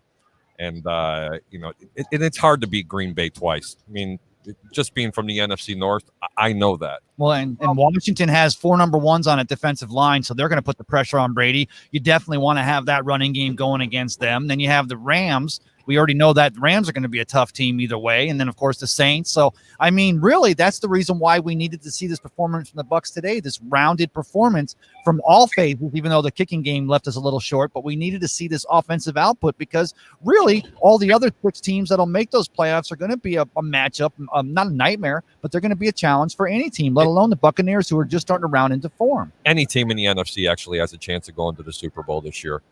If they end up going to Washington with their defense will make Tampa Bay run that football. Okay. They will make them run that football because of the fact that their defense likes to dictate to offenses what you're going to do. Oh, yeah. Okay. And because Washington, they don't scare me offensively. They just don't. The defense scares me. Outstanding. Okay. They're an extraordinary defense. They can stop the run. They're not as good as Tampa, I would say, is stopping the run, but their pass rush is it's something to sit back and say, wow. Yeah. It is pretty damn good. But Washington's offense, it's nothing that's going to, make you shake in your boots. No, no. I agree with you on that. And still, we don't know who's coming out of the NFC East. It may be the Washington football team. It may be the Philadelphia Eagles, or even the Dallas Cowboys, or the New York Giants, who the Bucs had problems with it seems like a couple of weeks ago, but it was about a couple months ago, they had problems with them on prime time. So much it needs to be decided out of that NFC East. We'll see who comes out. But, right now, going with the Green Bay Packers, that would be a difficult matchup. But look, if the Packers win the number 1 overall seed, they get the bye. So you may have to play them eventually, and the problem with that is you have to go to the frozen tundra where it's cold, and I'm not sure if I think this team can win. If they run the ball, if they're committed to their game with Tom Brady and him playing in the cold before, I still think you can play. Used to be in the right. cold. I still don't think that's going to be a big factor on the offense, for the offense at all. Any concern if you do play Green Bay and going to the cold weather? Well, Fournette. I don't, I'm going to tell you right now, I don't honestly think that the Green Bay Packers are going to be the number 1 seed. And I'm going to tell you why. Okay. And I'm not a homer, okay? Number 1, Chicago's playing for a playoff spot. That's first and foremost there. They're playing Jacksonville tomorrow. They beat Jacksonville tomorrow. They control their destiny because all the Cardinals have to do is trip up 1 game. If Chicago's fighting for a playoff spot next week against Green Bay in Chicago, I don't like Green Bay's chances. The other end of that, the other side of that coin being what kind of a challenge are the Carolina Panthers going to present the Saints next week? Correct. Probably nothing. So definitely, and that's why we're kind of rooting for. I want to see that the San Francisco 49ers beat those Cardinals today. Especially if the 49ers beat the Cardinals today. Oh, that's just going to fire up the Bears. They just know they have to win a lot to go on. There's a lot of narrative to be written as far as the NFC playoffs. Seed. It's 1 seed. It's for that 7th seed. Yeah. That 7th seed right there, depending on what's going to happen in just in a couple of games, is going to determine literally 2/3 of the playoff picture in the NFC. Bingo. Really, and that's the reason why this playoff format is so cool here, Ed, because there's only 1 team that gets that playoff bye. So the Saints are going to have to play. They're not going to be able to rest their starters. Of course, the Packers are going to have to play the whole string out. So we're going to have to see who the number 1 seed is. You want to get that number 1 seed so you can get that bye. And then if you're the number 2 seed, you still have to play that wild card playoff game. Do you like this new playoff format? I do. And I got a question. Can the Bucs improve their seeding at all? Or? I think fifth is the highest that they can get in this right now. Fifth is the highest. Of course, seventh would have been the lowest, but I think they've got at least fifth and sixth locked up because seventh would be, of course, if Chicago. They can't fall to seventh. That's automatic. Not with the victory today. Or the sixth. They can't. Right. So it's and that could be a big thing determining whether you're going to Washington or going to Los Angeles, or depending on exactly how it takes out. That's basically the big game at this point, guys, is the Rams versus Seattle. That's for the NFC West. Whoever wins that game most likely will win the NFC West, and whatever team doesn't win the NFC West, basically it's slotted down, and that's where we'll find out if it's going to be the Rams or the Seattle Seahawks. Let's go back out to the webheads here, read these comments. So to answer your question, I think Washington is the matchup, even though they have a tough defense. They're relatively young. You know that that coaching staff and Ron Rivera has gotten the most out of them. But like Harry said, you really don't have a quarterback there. I think you have to worry about Alex Smith as a veteran, but he's kind of banged up. Dwayne Haskins, here's a guy that doesn't know what he's doing with making a decision off the field to go into a strip club. So the defense can definitely carry the day, but I think Washington would be the nice matchup there if the Bucs can secure that fifth spot. It's still a big if, and it depends on a lot of what happens in that Rams-Seattle game tomorrow. So I'll tell you what, Peter, if you don't mind, I want to go ahead and throw this out there. Greg Allman of The Athletic was asked a question, and he had a nice tweet, and I just wanted to I'm going to read this verbatim, basically. Of course, Greg Allman, we follow Greg Allman here in the Bucs Report, a friend of the Bucs Report, if you will, or at least we're a friend of his. Had him on Monday night, so. Love me some Greg Allman. He's the reason why I signed up for The Athletic, got the entire year, and I just love everything on it. And yes, he says, yes, this is the first time the Bucs, the Rays, and the Lightning have all made the playoffs in the same calendar year. And of course, we had this narrative back when the football season started and the Rays were doing well and the Lightning won the Stanley Cup. But he said that the Bucs hadn't made since 2007. The Rays didn't get their first playoff appearance until 2008. So, 2020, it sucked on many levels. But we're getting ready to turn the calendar here next Friday in 2021. But 2020 for Tampa Bay fans wasn't the worst. And they say 2020 is a bad year. Enough. Well, no. This is the only good thing that's happened this year is the Bucs going to the playoffs. Well, I think. Well, wait a minute now. You have the Lightning won the Stanley Cup. That's true. The Rays going to the World Series at the minute. Yeah. All right, I'm sorry. Sports wise, I'm going to go with the Bucs going to the playoffs. Sports wise, there's been a plethora. Leo word. Another big word. It would be great if they all won a title, then they could start nicknaming Tampa Bay area as title tag. That would be awesome. Well, I mean, we're pretty close to it. I mean, making it to the World Series, winning the Stanley Cup, and then making the playoffs. We'll take it one step at a time, Ed. But still, let's just getting a team rounded into form. Great victory today gives Buck. We go to sleep tonight, the night after Christmas, the second night after Christmas. We're not waiting for old Saint Nick to land on the roof and come down a chimney. But we go to bed tonight with sweet little sugar plums dancing in our heads. Ray, hold on a minute. We go out to the phone lines here. What's your name? Where you calling from? You what? Huh? This is Eric. Okay, Eric, what's up? Hey, Eric. Man, do you think Eaton and OJ Howard can come back to the playoffs now? What now? Can OJ Howard and Vita come back to the playoffs? I don't think so. That's been asked. I don't see that happening. Do you guys see that happening? I don't, with the seriousness of the injuries that both of those guys had, and then on top of it, the futures that they possibly could have. I mean, OJ Howard, he's got a fifth-year option. He could look like he could be a free agent next year, and I'm not sure if he wants to jeopardize that. And then Vita Vea being a franchise guy and so important to this defense, I'm not sure if they're going to rush those guys back. Do you see that? No, and Howard was definitely out. I mean, they, even if he's a super healer, that injury, he wasn't going to come back. But then the injury to Vita Vea, because of his get off and his size, he's and a large strength, man. Yeah, and the strength of his lower body and the injury where it was located. I'm not going to say, Eric, I can't say completely. I don't know for sure. I just haven't heard anything about that to that. But of course, we had to secure the playoff spot. Now we start asking those questions. So stick with the Bucs Report this week, and we're going to find that out for you, and we'll surely be reporting it. I got to say, with Vita Vea, you don't want a guy of that nature, of that size. I mean, as great of a player that he is, it's not being like a wide receiver. It's not that easy to get in football shape, especially weighing 350 plus pounds. It's literally impossible. True. He's going to be a step slower. Yeah. What now? You think he will be okay without him? Well, I mean, look, I think the proof is in the pudding, right? I mean, they did a good. They did right. They're better with him, of course. Have they done a good job with Nacho and Steve McClendon? Doing a good job with the running game? Yes. So. Right.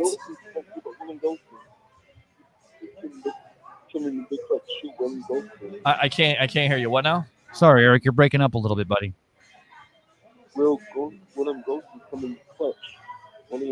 Yeah, William Golston is definitely a part of that rotation. It's Golston, it's McClendon, McClendon had a good play today. McClendon got got really off. well. Yeah. And so Golston and McClendon have been playing very well. But Eric, again, like Peter said, to answer your question, are we a better team with Vita Vea in the middle? And we didn't get to see what OJ could do with Tom Brady at quarterback. I mean, without a doubt. But as far as what players that have stepped up, it's next man up. And so far, the Buccaneers, they've persevered through this. And at 10-5, looking for another victory next week, securing that playoff spot, I think that we're doing okay.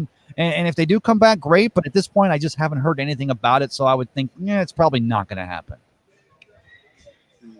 All right, answer your question. Do you think we might hear something this week, please? What now? You think we might hear some news?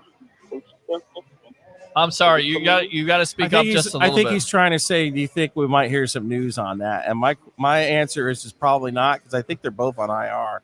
And if they're both on IR, they can't bring him back. Well, designated. Look, I would know that. In my opinion, I don't think it happens. Yeah, because I don't see it happening. I don't. But who knows? I just don't see it happening. I haven't heard anything to that fact, but we'll see. We'll definitely see what happens, Eric. Good stuff. Anything else?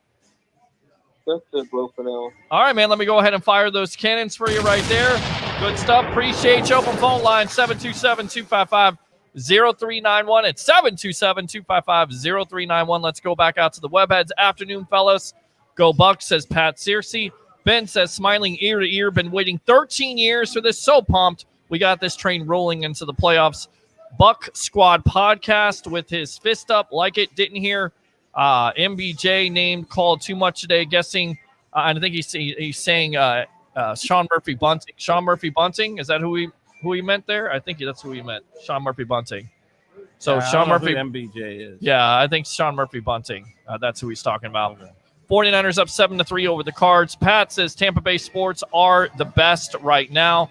Definitely can make a case for that. One thing that excites me is we've been good on the road this year, winning record. Again, last time, and I don't know if you saw the pregame show, Ed, last time the Bucs were 6-2 on the road was what year? 2002.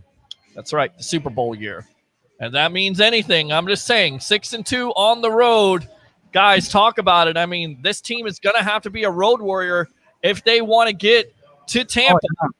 Yeah. They have to win on the road. Well, they didn't nothing for nothing here. Nothing for nothing, but you're exactly right. Being the wild card team, they're going to have to be road warriors. But then again, we talked about that symmetry with Blaine Gabbert coming in and throwing that first touchdown to Gronkowski. The symmetry on that road warrior mentality is, where's the Super Bowl at this year, Harry?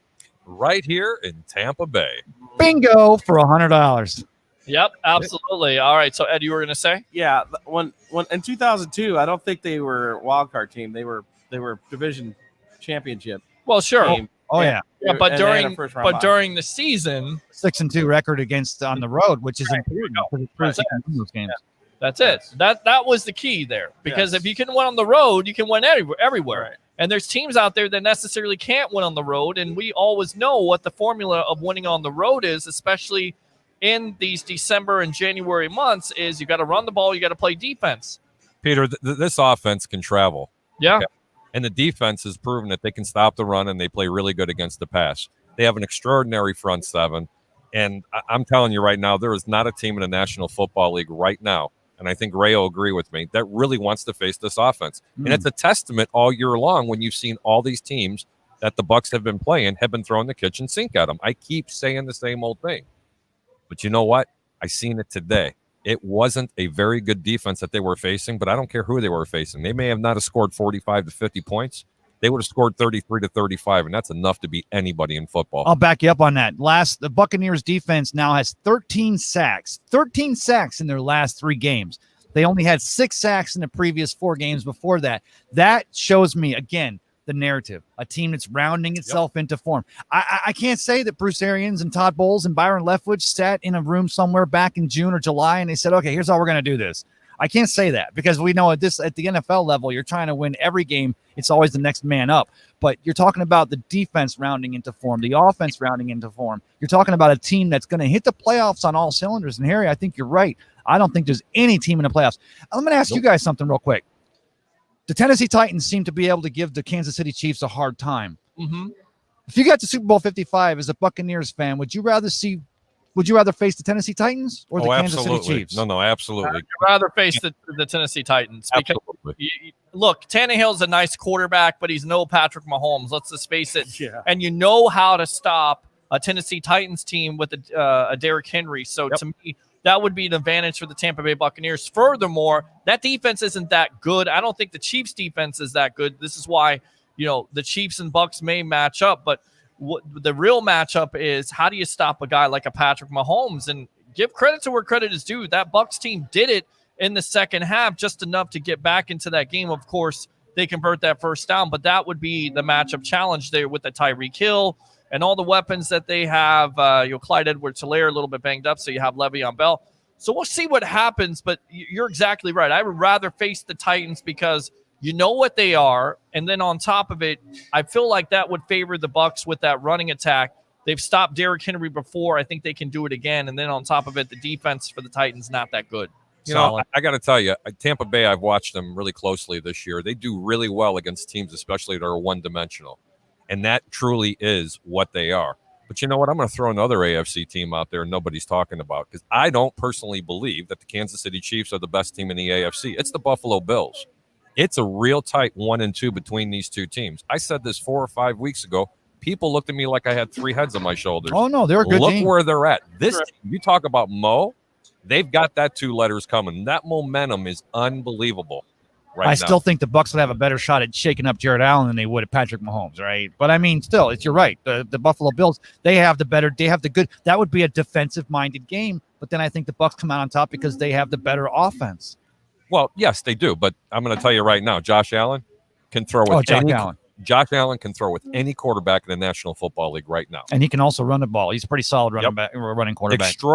Extraordinary offensive-minded team. And I never thought I would say that about the Buffalo Bills. Yeah.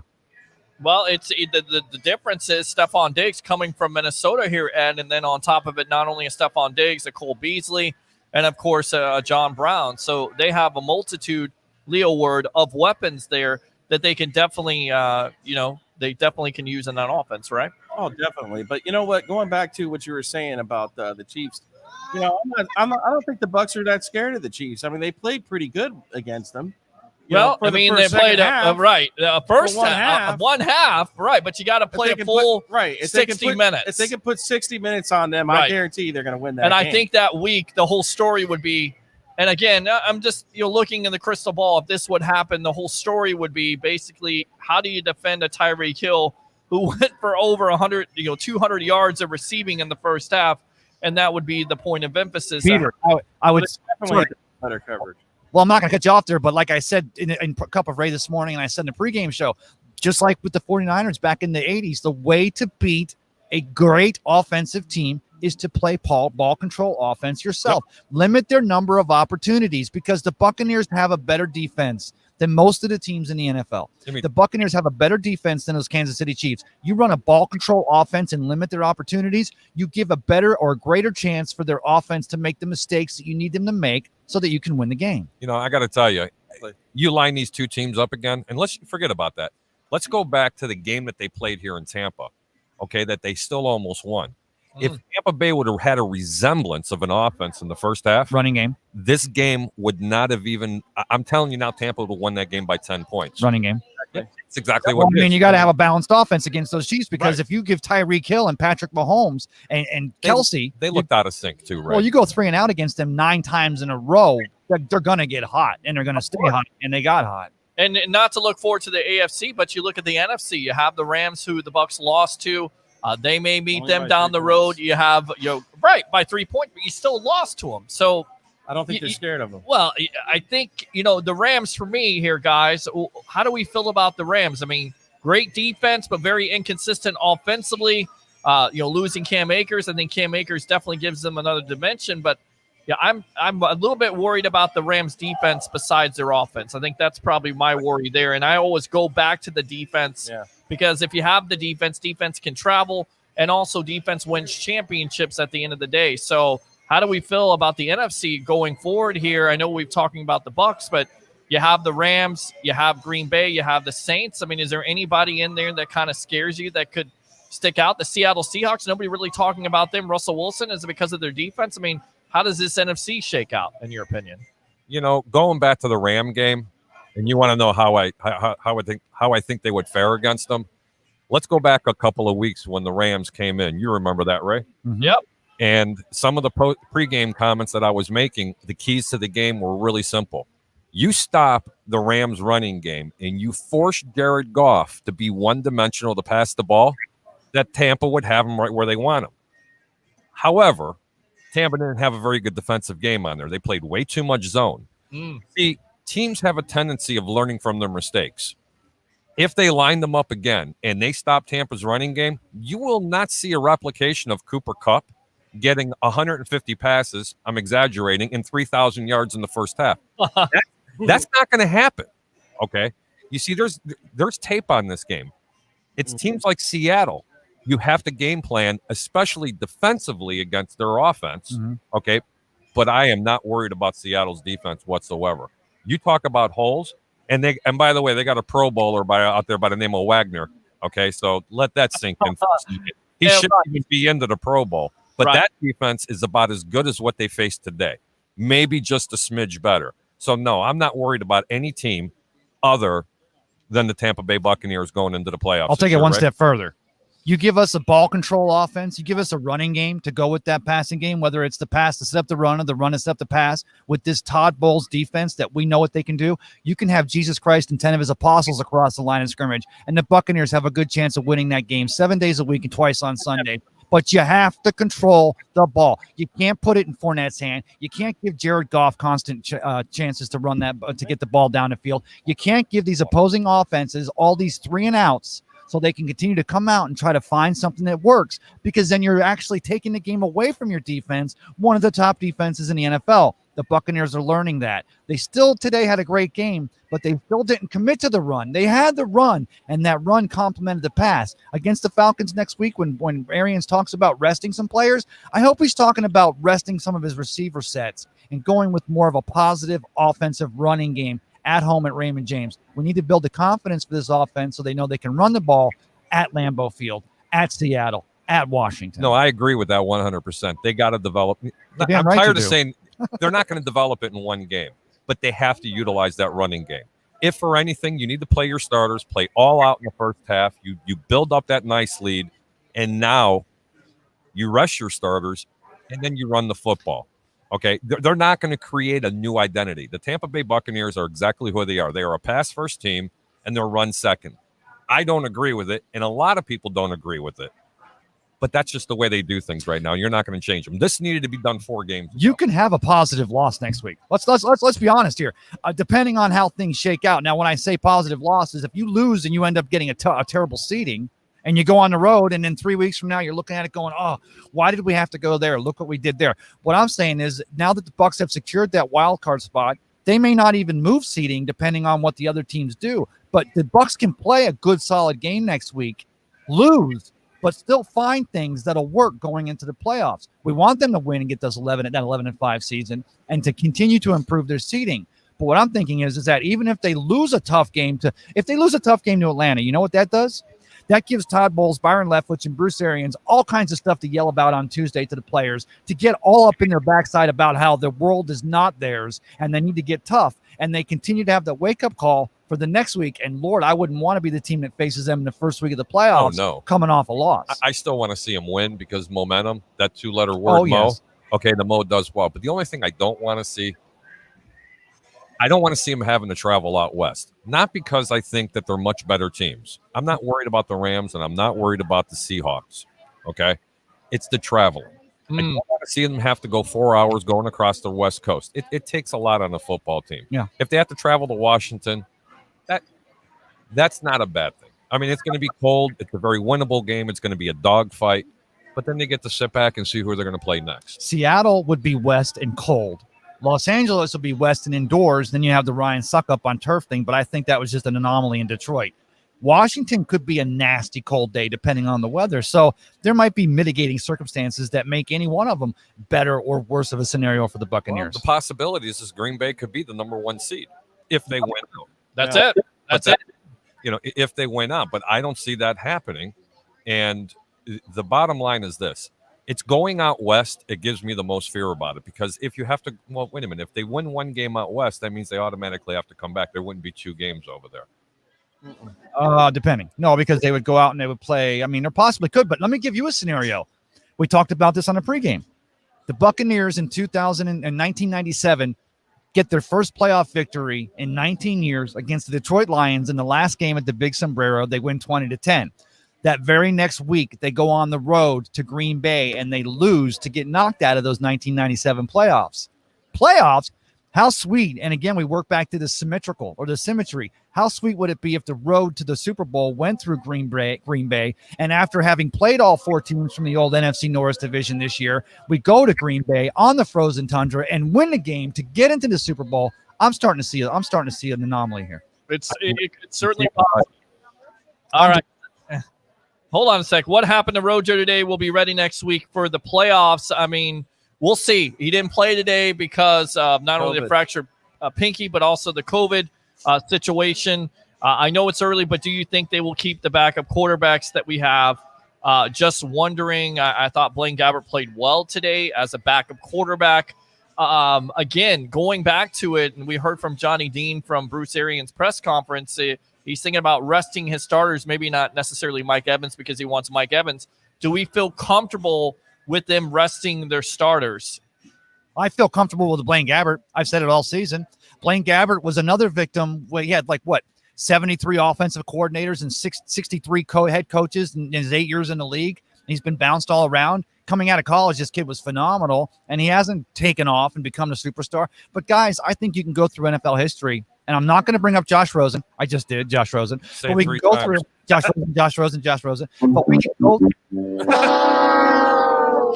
but let me say this. I don't want TB out of there. But I think if he's resting his starters, and even if he's still trying to – I think that even if Blaine Gabbert were to start next week, hypothetically, Mike Evans will still get his 1,000 yards. Gronkowski will still catch a touchdown pass, and the Buccaneers could still win that game.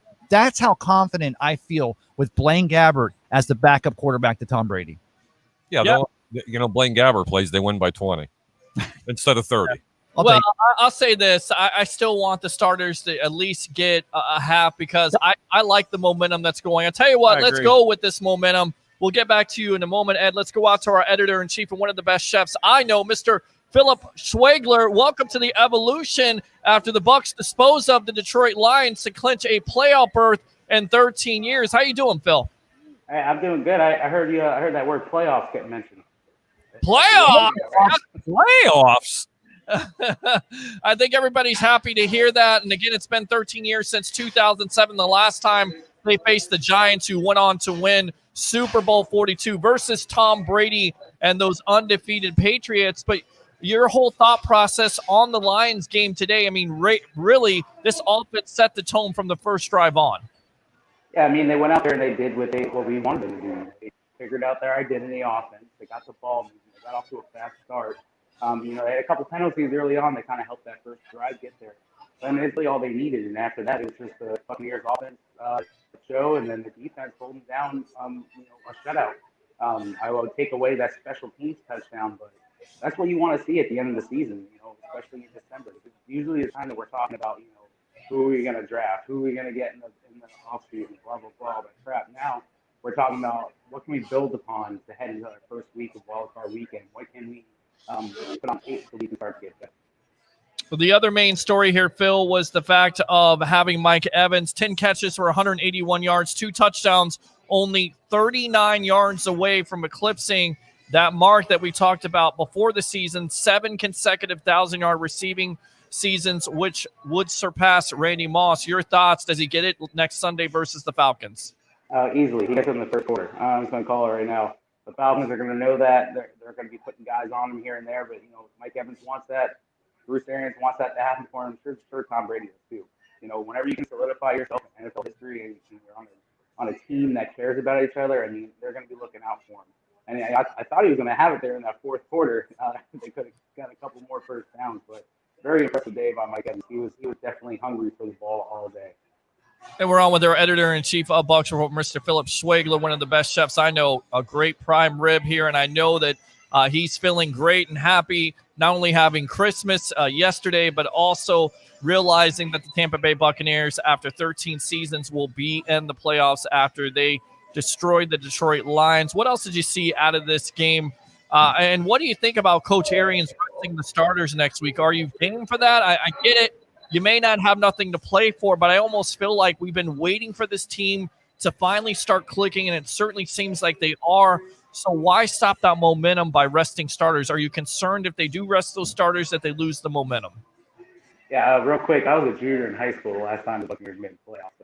I was 9. A long time ago. Right. But, as far as resting the starters, they still have something to play for. They're trying to get that number 5 seed. So it's going to be a little, I guess, as far as matchup standpoint goes, it's going to be a little easier way to get through wild card weekend as you do go against that NFC East winner. So I don't think they rest all their starters. You might see maybe, kind of how they did today with Donovan Smith and Ali Marquette going out of the game for a little while. Mike Evans is definitely playing. He might rest Chris Godwin, stuff like that, but I don't see them resting a lot of starters. They still have that 15 that they really want to grab. Getting to the dance is important. They did it, and they're excited. But, let's try to help our stock a little bit here and get that 15 and possibly have a little bit easier of a way to get into the divisional matchup. In your opinion, if they do get that 5th seed, that's an advantage because you play the NFC East, right? Yeah.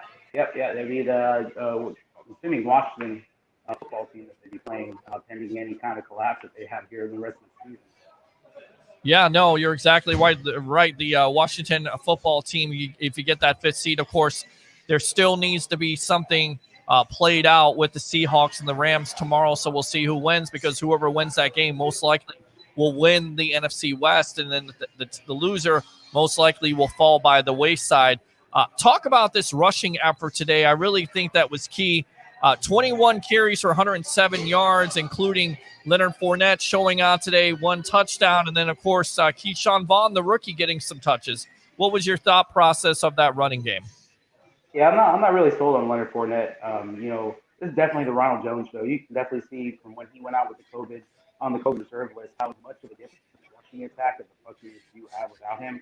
I kind of like more of what Keyshawn Vaughn did. Some of those runs that he had, he was able to manipulate some of the linebacker, second level defensive guys to get those extra yards. He was pounding some first downs there in the second half, so it was very impressive. But this is definitely the Ronald Jones show as far as the rushing game goes. Leonard Fournette is great catch ball in the backfield, but I don't think he's that workhorse that you really need on those first and second downs, early downs.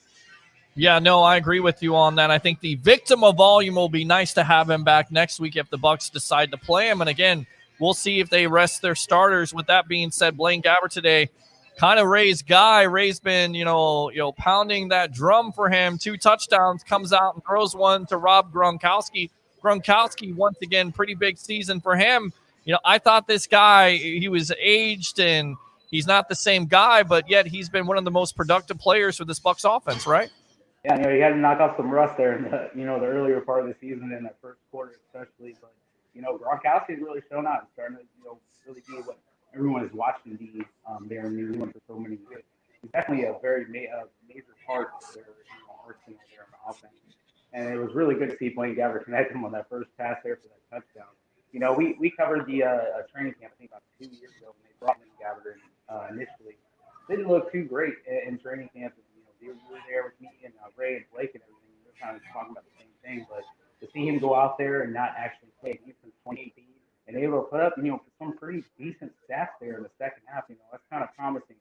If Tom Brady does happen to go out and playoffs for a few series or whatnot, but definitely was pretty impressive when he played.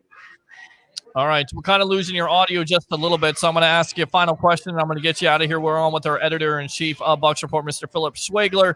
You have Antonio Brown, 2 touchdowns now.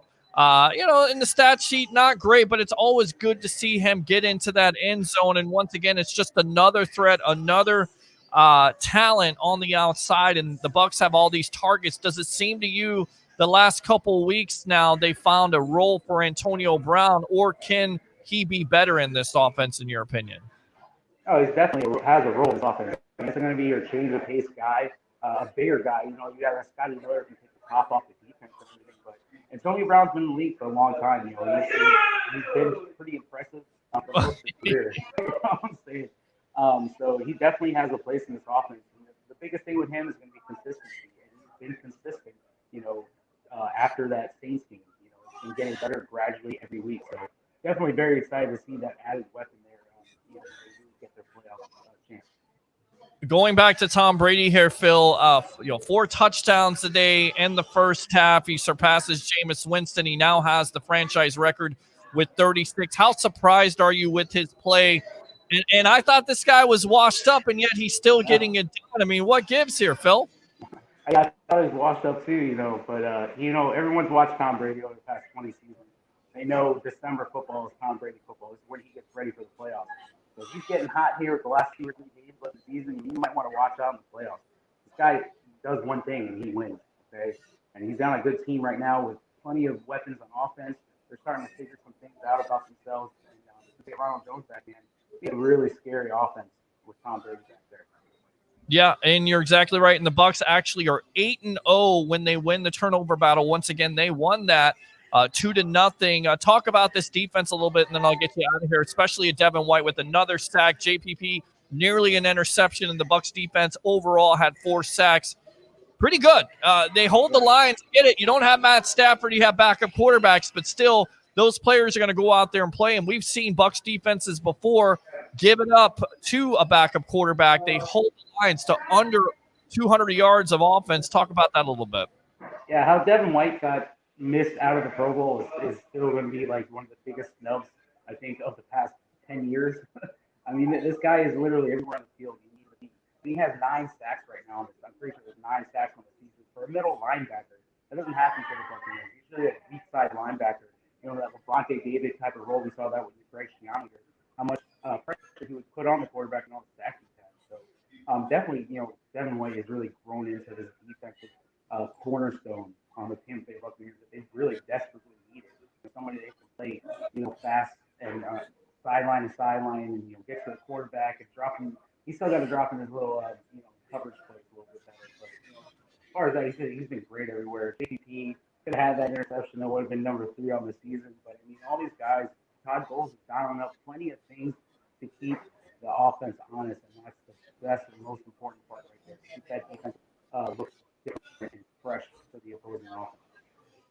Yeah, no, any negatives out of this game besides the obvious, the kicking game, which was kind of shocking, but I think Ray Kidney kind of put the voodoo curse, if you will, on a Ryan Suckup, 3 missed kicks today. Any other thing that you saw that was negative besides special teams?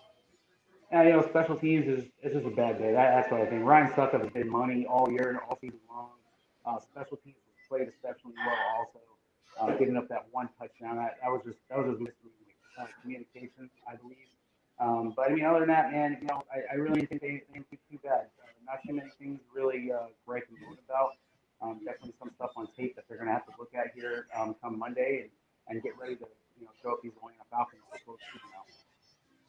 All right, there you go. That's our editor-in-chief, Mr. Philip Schwegler, one of the best chefs I know, as the Bucs clinched the playoff spot today as they defeated the Detroit Lions 47-7. How sweet is that, my friend? Oh, it's sweet. It's sweet. I'm going to sleep like a baby tonight. All right, there you go. Our editor-in-chief of Bucs Report, Mr. Philip Schwegler. Thanks a lot for your time here on the Evolution of Sports Talk Television, powered by 320solar.com. All right? All right. Take it easy, my brother. All right, there you go, buddy. There you go. Broski right there. We'll read the rest of these comments, and then we will get the heck out of here because it's closing time for these guys. They got Act 3 coming. So we're going to be getting off here. I got my Christmas gift, a playoff spot. Ben says, whoops, meant SMB. Ben says, D. White killing them with the blitz. Bucks time 12. James says, very mixed feelings about resting their guys. They need that 5th seed, in my opinion, and go Bucs, says Ari. Final thoughts, Ed, and then we'll get out of here on this big-time Bucs victory to clinch a playoff spot. Can you pinch me? Because I'm dreaming that they got a playoff spot. It's awesome, isn't it? Can you pinch me? I'm not going to pinch you, but I tell you right now, I will definitely fire those. All right. Well, all right. So, bottom line is the Bucs are in the playoffs. It's not a dream; it's reality. And I hope they don't rest players next week. I hope they play them all the game because I'd like to see them go in with momentum.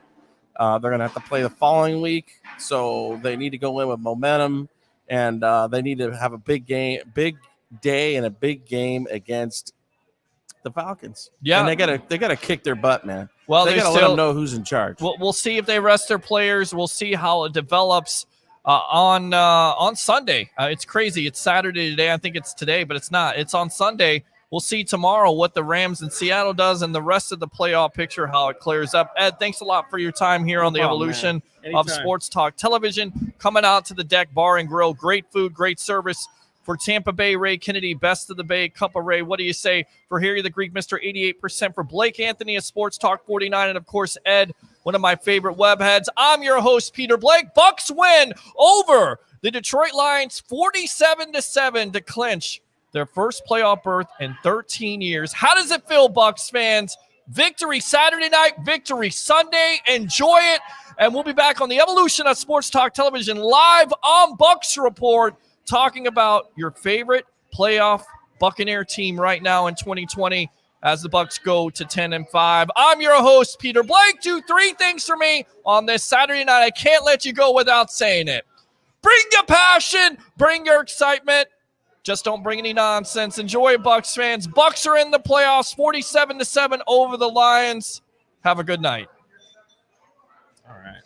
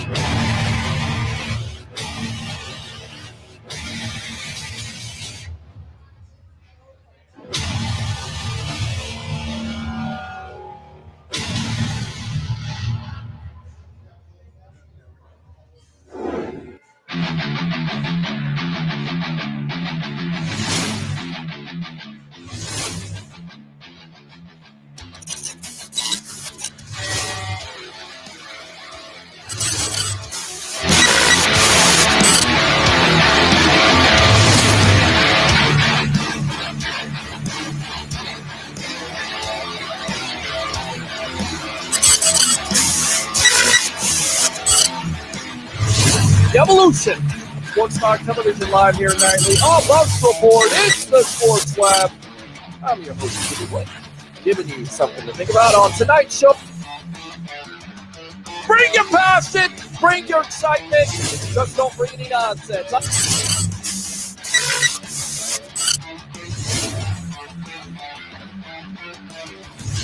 Will you shut up and be quiet?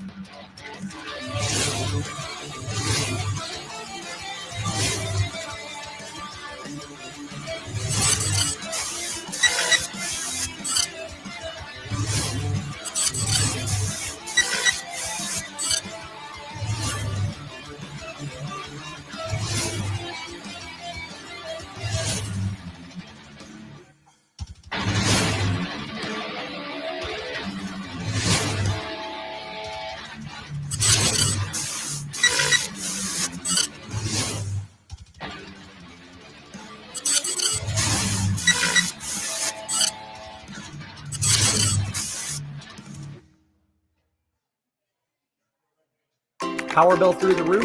At 320 Solar, that power bill will be no more. In fact, about 90% of our customers report lower solar payments than with electricity. That's more power in your pocket. 320 Solar. Power up.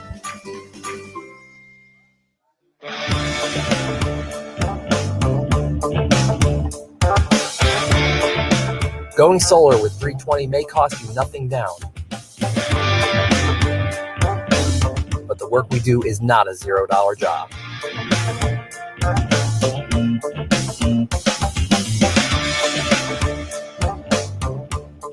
With a 10-year roof penetration warranty and solar panels guaranteed for 25 years, you can have peace of mind knowing you will do the job right every time without question. 320 Solar.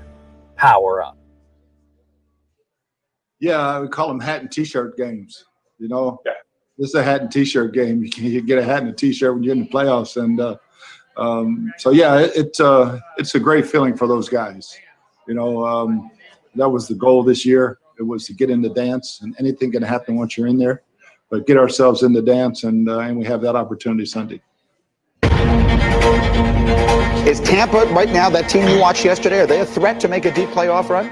The expectations are Super Bowl. Now, it's a team game, and it's a team accolade to go out there and say we're Super Bowl champions. So he's going to need everyone in tow. You look at the column of the W's and the L's, that's all I really care about as a football player and as a head coach. Let me tell you something right now, and this defense that Tom Bowles is running, oh my Lord. These brothers can ball. Got a receiver open. It's Antonio Brown. Touchdown, Tampa Bay. Are the Bucs more likely to win the Super Bowl or miss the playoffs? But we haven't played the playoffs yet. We don't know what's going to happen. The debate will be settled on the field. With Fournette at your running back spot with Ronald Jones as well. And then you got Brady flat out balling.